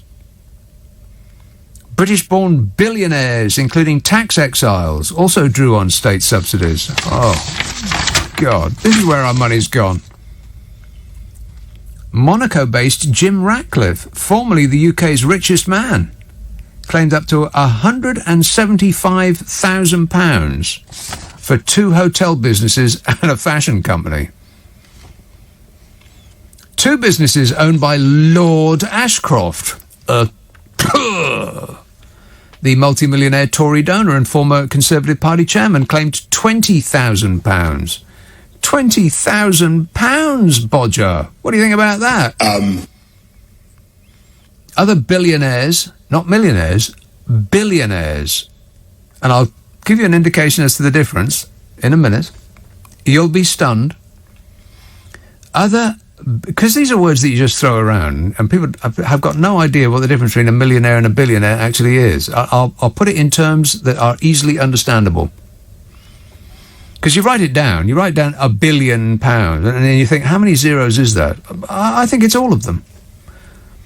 I think you need approximately all of the zeros to write it out in numbers. Well, hang on to something firm, because you're not going to like it. Other billionaires whose companies have claimed tens of thousands of pounds of your money in state support include media tycoon Len Blavatnik, the former owner of Harrods Mohammed Al Fayed, and the newspaper owner Evgeny Lebedev. A subsidiary of Arconic, the manufacturer of cladding used on Grenfell Tower, claimed up to £500,000 under the coronavirus job retention scheme. The British National Party, led by Adam Walker, claimed 10 grand, apparently. The Shadow Chancellor Annalise Dodds said Labour called from the outset of this crisis for targeted wage support to protect jobs and businesses, but the Chancellor refused to listen to them. Now it seems that overseas billionaires have also used the scheme without any such restrictions on its use. The mask is slipping with this Chancellor, she said. Instead of doing all he can to protect jobs and livelihoods, he's wasting billions of pounds of public money, cutting pay for our NHS heroes and hitting families across the country with tax hikes and pay freezes. And still their popularity goes up. Labour MP and tax campaigner Margaret Hodge said the government are resisting giving free school meals to children and an appropriate pay rise for nurses. In that context, this seems obscene. Correct. The executive director for the campaign group Tax Justice, Robert Palmer, said, "You like to think that you're immune to the stuff, oh yeah. It's closer to the truth to say you can't get enough. Might as well face it, you're addicted to love." Rock and roll! Actually, he didn't. That was a completely different Robert Palmer. The tax justice Robert Palmer said, "It's pretty galling that tax exiles who have minimised their contributions in the good times are asking for a handout when things get tough." Correct amundo. A spokesmodel for the Treasury said that over the last 12 months, the scheme had, quotes, helped pay the wages of millions of workers across the UK, and it would be wrong to deny anyone necessary support during this difficult time. Yeah, agreed. Necessary support. A billionaire doesn't need the support of us poor dopes who pay taxes. The Saudis are trillionaires, for crying out loud. And I'll give you an idea of what a trillion actually is in a minute. But you want to sit down. Sarah Olney MP, the Liberal Democrats spokesmodel for business and a Public Accounts Committee member, said businesses bankrolled by royalty or billionaire owners are clearly better able to cope than most. It seems only fair that they take on their fair share of the emergency costs of this pandemic. Yes! But did they? No. Pub groups, Mitchell and Brothers and J.D. Weatherspoons were the biggest claimants in December, apparently, receiving 25 million and 50 million in that order. You know, this government have, in the term that Bodger Johnson used, bleeped billions of pounds of our money up the wall. I'm not allowed on radio to say the phrase that he actually used. Disgusting. They bleeped it up the wall and into the pockets of mates and lined the bank accounts of donors, and their ratings still go up. Oh, fabulous. Seriously, what does this government have to do to make the people notice that they are the worst bunch of inept and grasping chances that this country has ever had to suffer through? You know, if they locked us in their car boot for 3 days, we'd still be delighted to see them when they let us out again. Well, we are like a Labrador. We'd be so thrilled they came back for us. We'd be wagging our tails so hard our bottoms would drop off. And just to give you an idea of what a billion actually is, how enormous an amount of money it really is, I'll give it to you in seconds. 1 million seconds would take 11 days, 13 hours, 46 minutes and 40 seconds. That's 1 million seconds. 11 days, 13 hours. 1 billion seconds, 31.5 years. Have you just flipped your mind? 1 million seconds is not quite 12 days. 1 billion seconds is 31.5 years. 1 trillion seconds? 31,709 years. That sort of puts it into perspective, doesn't it, really? Too much bleeping perspective. He's calling Clitheroe. Hello, Gordon. Hello. Now that I can remember when National Bus Company were privatised under Thatcher, and that were after we abandoned Gold Standard. Yeah, Margaret Thatcher. No! Yes. I can remember when they privatised National Bus Company, little private operators were losing contracts for schools, for baths and school buses on 50p for entire year. What? Yeah, 50p for entire year. Well, Stagecoach were owned by Anne Gloag of Famous Grouse Scots Whisky, and her husband were called Brian Souter. Yeah. I think they're both Scottish nationalists now, but they used to be Tories. Right. I can't be exactly sure about that, but... Right. Doesn't really matter. There you go. And with new aircraft carriers, apparently these F-35s can be shot down by a high-power beam of microwaves. You don't even have to shoot them down. You just shoot them with microwaves and they fall out at the sky. Right. Well, So that's they're probably all a bad thing, obsolete. isn't it? Yeah. Well, yeah, we seem to be forever fighting the last war, trying to kit out our girls and boys up the front with the equipment to win the last war.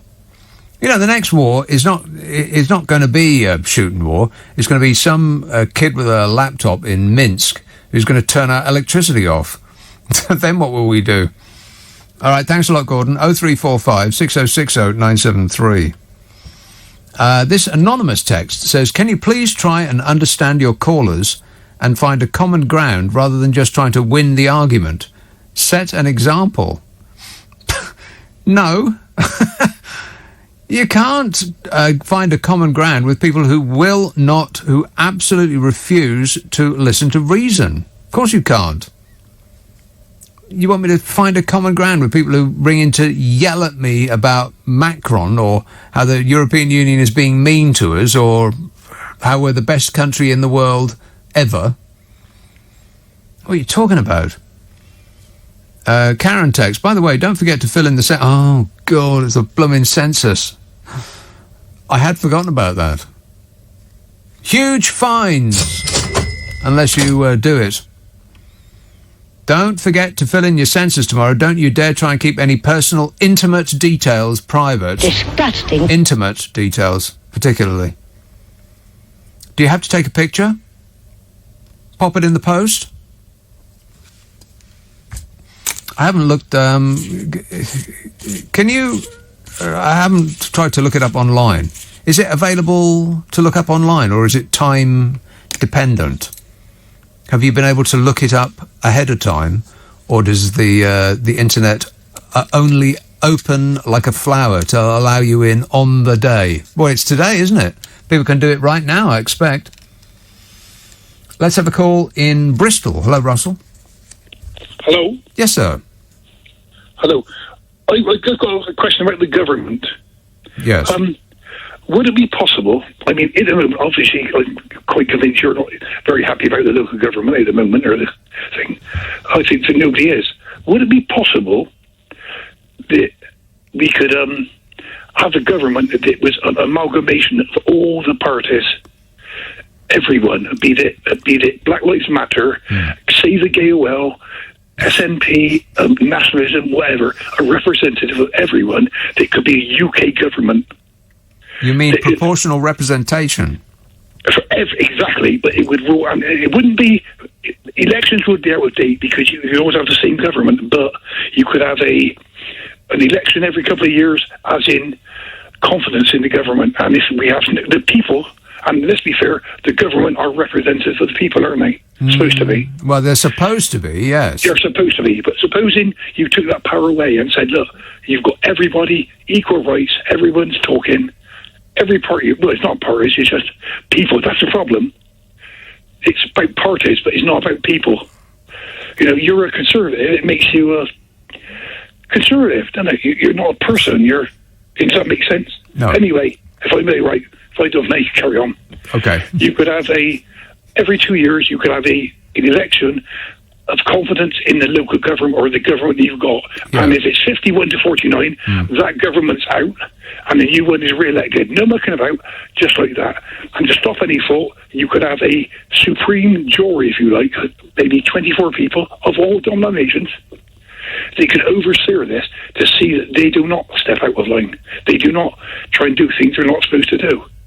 So the government would be governed, but the actual supreme jury would not have any political rights or any power, but to stop the government doing what they're not supposed to do. I know it sounds complicated and it would take a lot of time, but do you think that is a feasible thing or what? It's just me thinking about it, because I thought at the moment, it's crap, isn't it? Yeah. No, I do not think it's feasible. I think that proportional representation is a good idea. Running the country with a coalition is a good idea. There's so many countries in the world that are successful and have happier citizens than our country does, who are run on the basis of a coalition. Let's do that. Well, yeah, but I think that it could be improved. let's be fair, I'm just fed up with Tories and Labour fighting all the time. And I think, if you think about it, the Tories want the better of the country, the Labour does, and they're just, neither of them are doing well. Maybe if they amalgamate it might get better. I can't see it getting worse, to be honest. Right. Okay, well, yes. If the Tories and the Labour Party amalgamated, oh, blimey, they'd be fighting like rats in a sack. But keep thinking, though, Russell.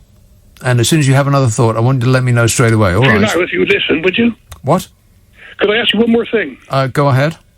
You rang me last week we chatted about music. I don't know if you remember. No. Jonah Louie. Yeah. Popcorn, and I got it wrong. It wasn't that. I haven't looked it up, but it was. That's the one. Yeah, it was also. I've never read it up. It's just so familiar. Sorry about the useless information, but check up on this. It was Pterodactyl and the Dinosaurs, Seaside Shuffle. What was? It came to me. What was Jonah Louie? Yeah. Was in Pterodactyl, and was he really? I did not know that. You said that exactly that last week. But check up on it because I hate to give you misinformation, mate. The stuff you learn on this show. It's an education, ain't it? No. All right. Good work. Thanks a lot, mate. 0345 6060 973. Was that hot popcorn, hot butter and popcorn, or something like that.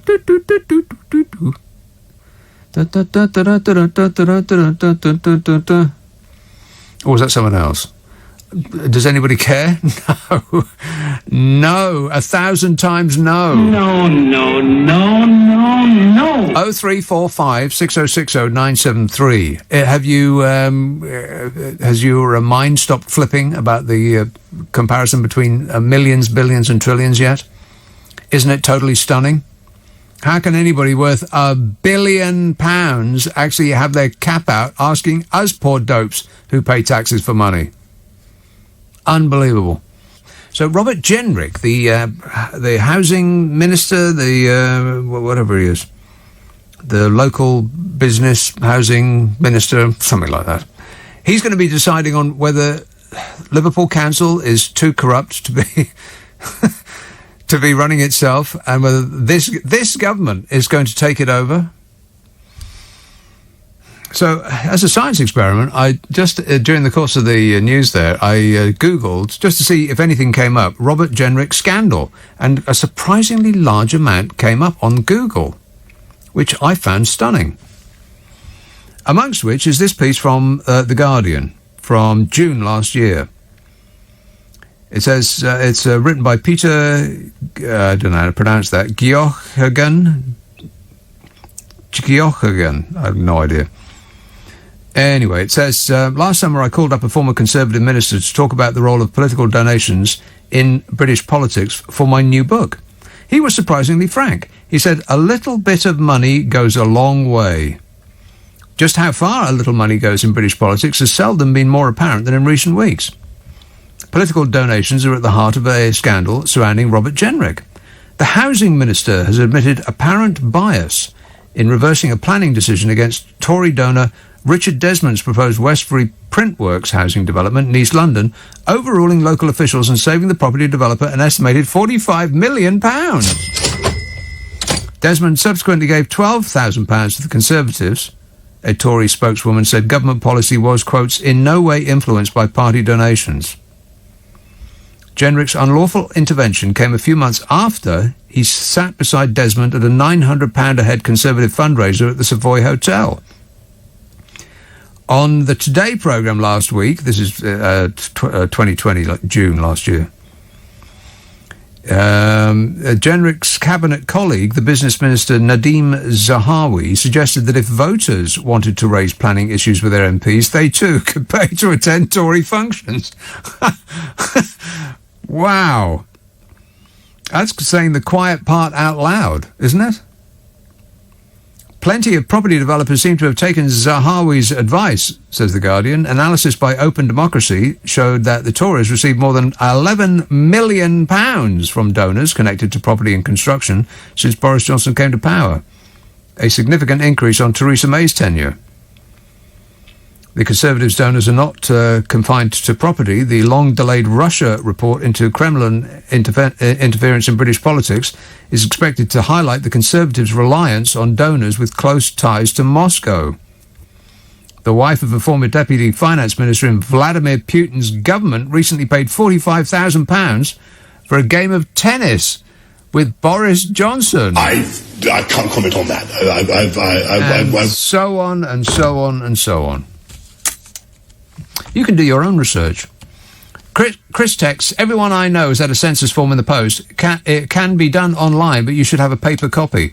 No, all I had was a thing that told me to do it online. I haven't seen the paper quiz. I've yet to look it up online, but I will do that today, because I'm a good boy, I am. Wandsworth. Simon. Hi there, how are you? Good, thanks. Yeah, so I just wanted to say, following your discussion on the wrong people getting bailouts, yes, and I don't mean to sound biased here, but I was really upset when I found out that betting shops got furloughed. And I just thought, and I say that because I come from originally Newham, which is the borough that had over 80, it was in the newspapers, having 83 betting shops, 18 on one street. Wow. And I just thought to myself, given that they say they want to level up, wouldn't this be the perfect opportunity to only put public money to save companies and things that would actually benefit society? Coming from the place where hope went to die, that is Newham, I just really felt like not enough was put into things that actually benefit society, given that it just really upset me to know betting shops are never short of change. So it just seems so bizarre that they got bailed out. And when, when they were doing, limited shops were allowed to be opening. I mean, I remember just walking past one of the shops on my daily walk and seeing, just a screen up to help the cashier person, and seeing people probably betting away their, not to sound Boris Johnson about it, but probably their benefit money or furlough money, because people are deprived in the area that I come from, and obviously a lot of people were unemployed, and it just seemed like the perfect opportunity for this government to invest in good businesses, yes, and not the people that don't need the money, the betting shops. I won't name anyone in particular, but just imagine. It's hard to believe that a company that does gambling for a living could actually lose money or be in want of it. I mean, the only person I can think of that's run a casino, for instance, and lost money is the Tangerine Scream. Don't be rude. Exactly. There you go. But I just thought, how Tesco's and stuff like that, supermarkets done well during the lockdown. Yeah. And I imagine betting shops have done well. And I mean, I'm surprised they even need to occupy the high street, given that online is the way forward for most shops now. The high street is going to be dead with all the shops that we hold dear and have gone online. And yet betting shops seem to reign supreme. Why haven't they gone online? Why do they still have premises? Do you know what I mean? Why have they not flicked out? Why is Topshop no longer here and Paddy Power is still here? It just seems really bizarre to me.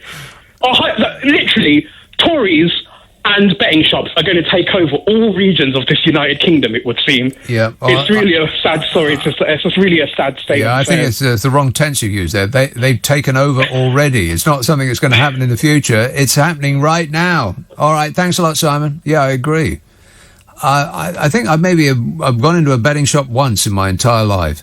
They don't look like much fun. Let's be honest.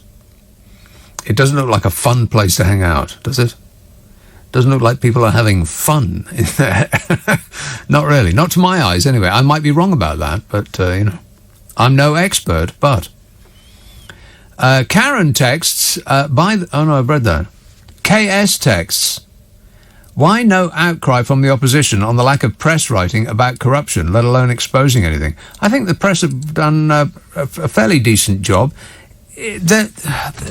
When people write about stories like this, about corruption, like, Boris Johnson's £60,000 cushion, stuff like that, journalists have in mind that their audience gets bored really quickly.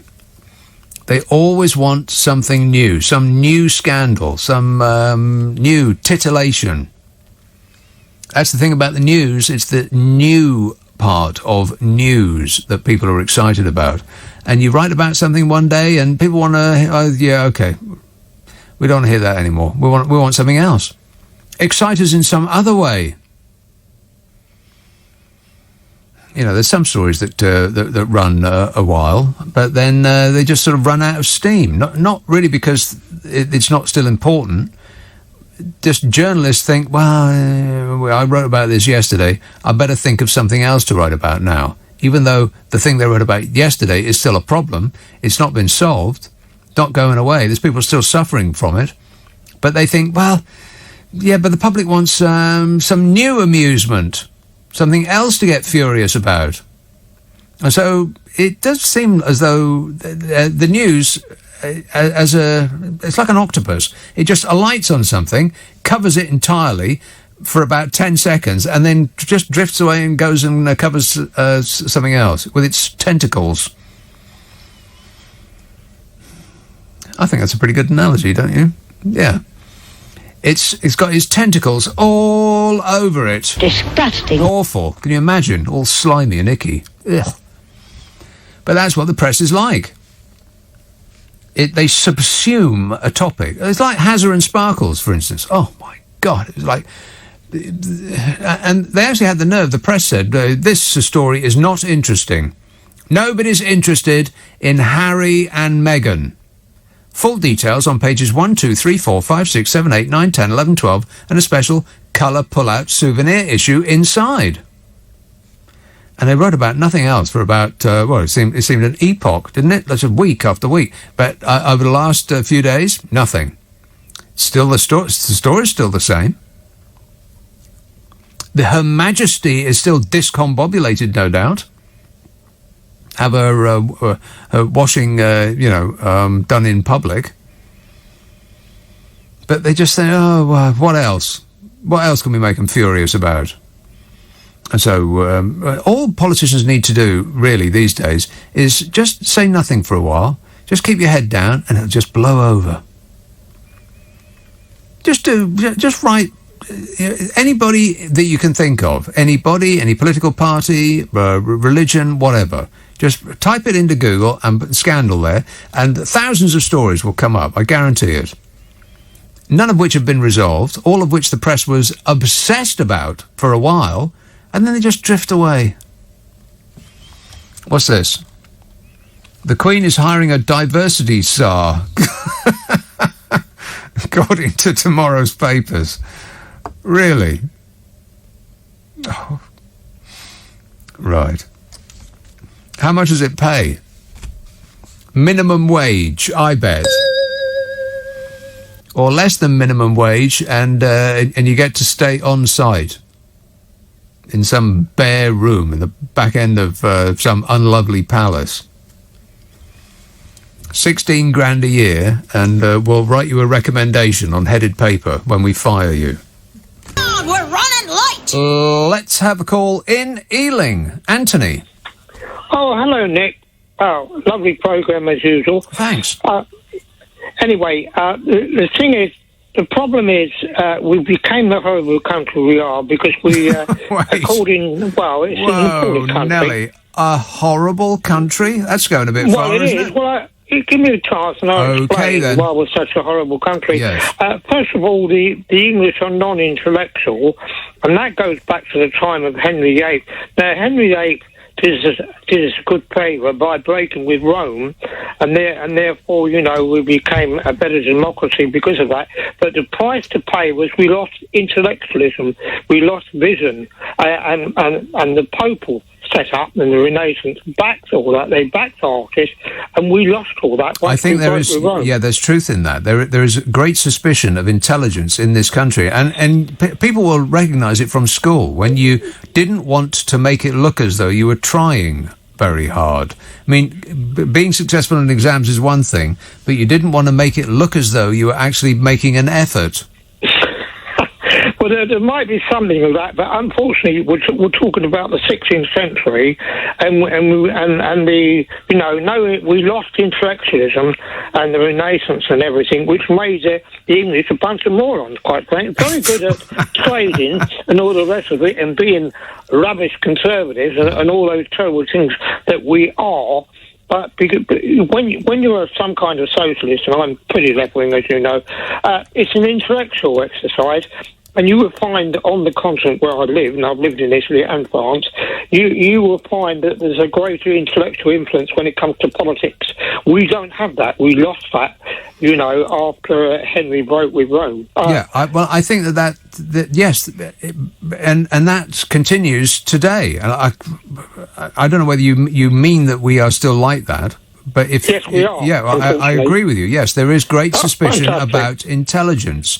You don't. It's like SWATs. You don't want to be a SWAT in school, and I think that really Neanderthal thinking persists today. Yeah, you're right. Yeah, but it makes you a great conservative, and therefore little imagination and all the rubbish class system and all of the terrible things that this country began because of the lack of intellectualism. Because I've lived in Italy, I live in France, and intellectualism does play an important part in the way to think about politics. Well, I mean, people always talk about French philosophers. Recently, nobody has ever talked about a British philosopher. Well, that's right. I'm not very much on philosophy, but you could be right about that. But I'm very well up on the history of politics and social history and so on. Other countries revere their intellectuals. We prefer to. We think they're trying too hard. People who are express intelligence. We prefer to dumb down. It makes us more comfortable. I think It doesn't say anything good about us. Yeah, you're right. Okay, so we're agreeing on the first point. Go ahead. Yeah, well, that's the whole problem. We become the awful country. We're very easy to be because I am. Well, I part with you about us being an awful country. I don't think we're an awful country. I think there's awful people in it who do awful things, but that's the same as every country. Yeah, but they're dominating with the present government, aren't they? Well, yeah, yes, but no. We got 80 majority. It makes me feel ill. Yes, but it's not a majority, is it? They have a majority, but that's our screwed up political system. That's the system of our democracy, which isn't very democratic because we keep getting a minority government, a government that has absolute control that only has the support of the minority of the people. What we need is proportional representation. We need coalitions. People shouldn't be afraid of a coalition government. Most of our direct competitors are run by coalition governments, and they have happier people than we do. Well, I agree with you completely on that point. The Lib Dems must love you. but the point is... it's to do with this lack of intellectualism, which dates back, I'd say, to Henry VIII when we broke with Rome. Well, that's going a bit too far back from me. For me, I'm, history is really not my subject. Boring. Bunch of names and dates. I've got no mind for it. No. Well, I mean, you all said that. You went to university full-time, unlike me. I went part-time to Goldsmiths College. You were down here. But as you admitted, you wasted your time here. No, I didn't say that. I didn't work very hard, but I had a good time, and I don't think having a good time is wasting your time. Oh, all right. I got that slightly wrong. Sorry about wrong. That. Yeah, you got that wrong. That's one thing you got wrong. Well, it's not boring to me. I think intellectual people are born. I don't think you can become an intellectual. The French believe that. They have a special school in the centre of Paris they have for intellectuals, but that's their version of what an intellectual is. Well, I'm not sure I agree with that. I think you can have... people have different mental capacities, but being interested in the nature of things is not necessarily innate. I think that you can learn to be... it depends what you mean by intellectual. If you mean bright, that's one thing. But if you mean somebody who is, forever living in academia, then I'm not sure that that's something you get born with. You can learn that, sure. I don't agree with you because I think either you have an interesting, inquiring mind and the intellectuals are born, and the French don't think that. But it's not something. I think you can become more intellectual by learning, by studying. Yeah. But I think some people like me were born intellectuals. It's a facility we have quite naturally. No, I'm not sure that that's true. I think it's partly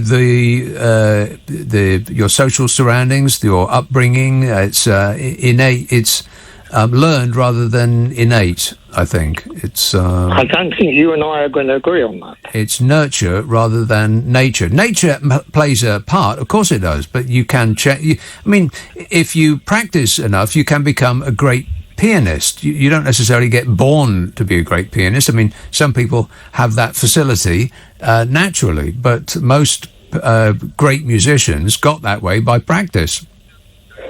Well, I think you're getting two things confused. I wouldn't agree with you on that. Of course, you can become better and you can develop something, you can develop the skill. But I think there's a difference in developing the skill and what naturally you're like.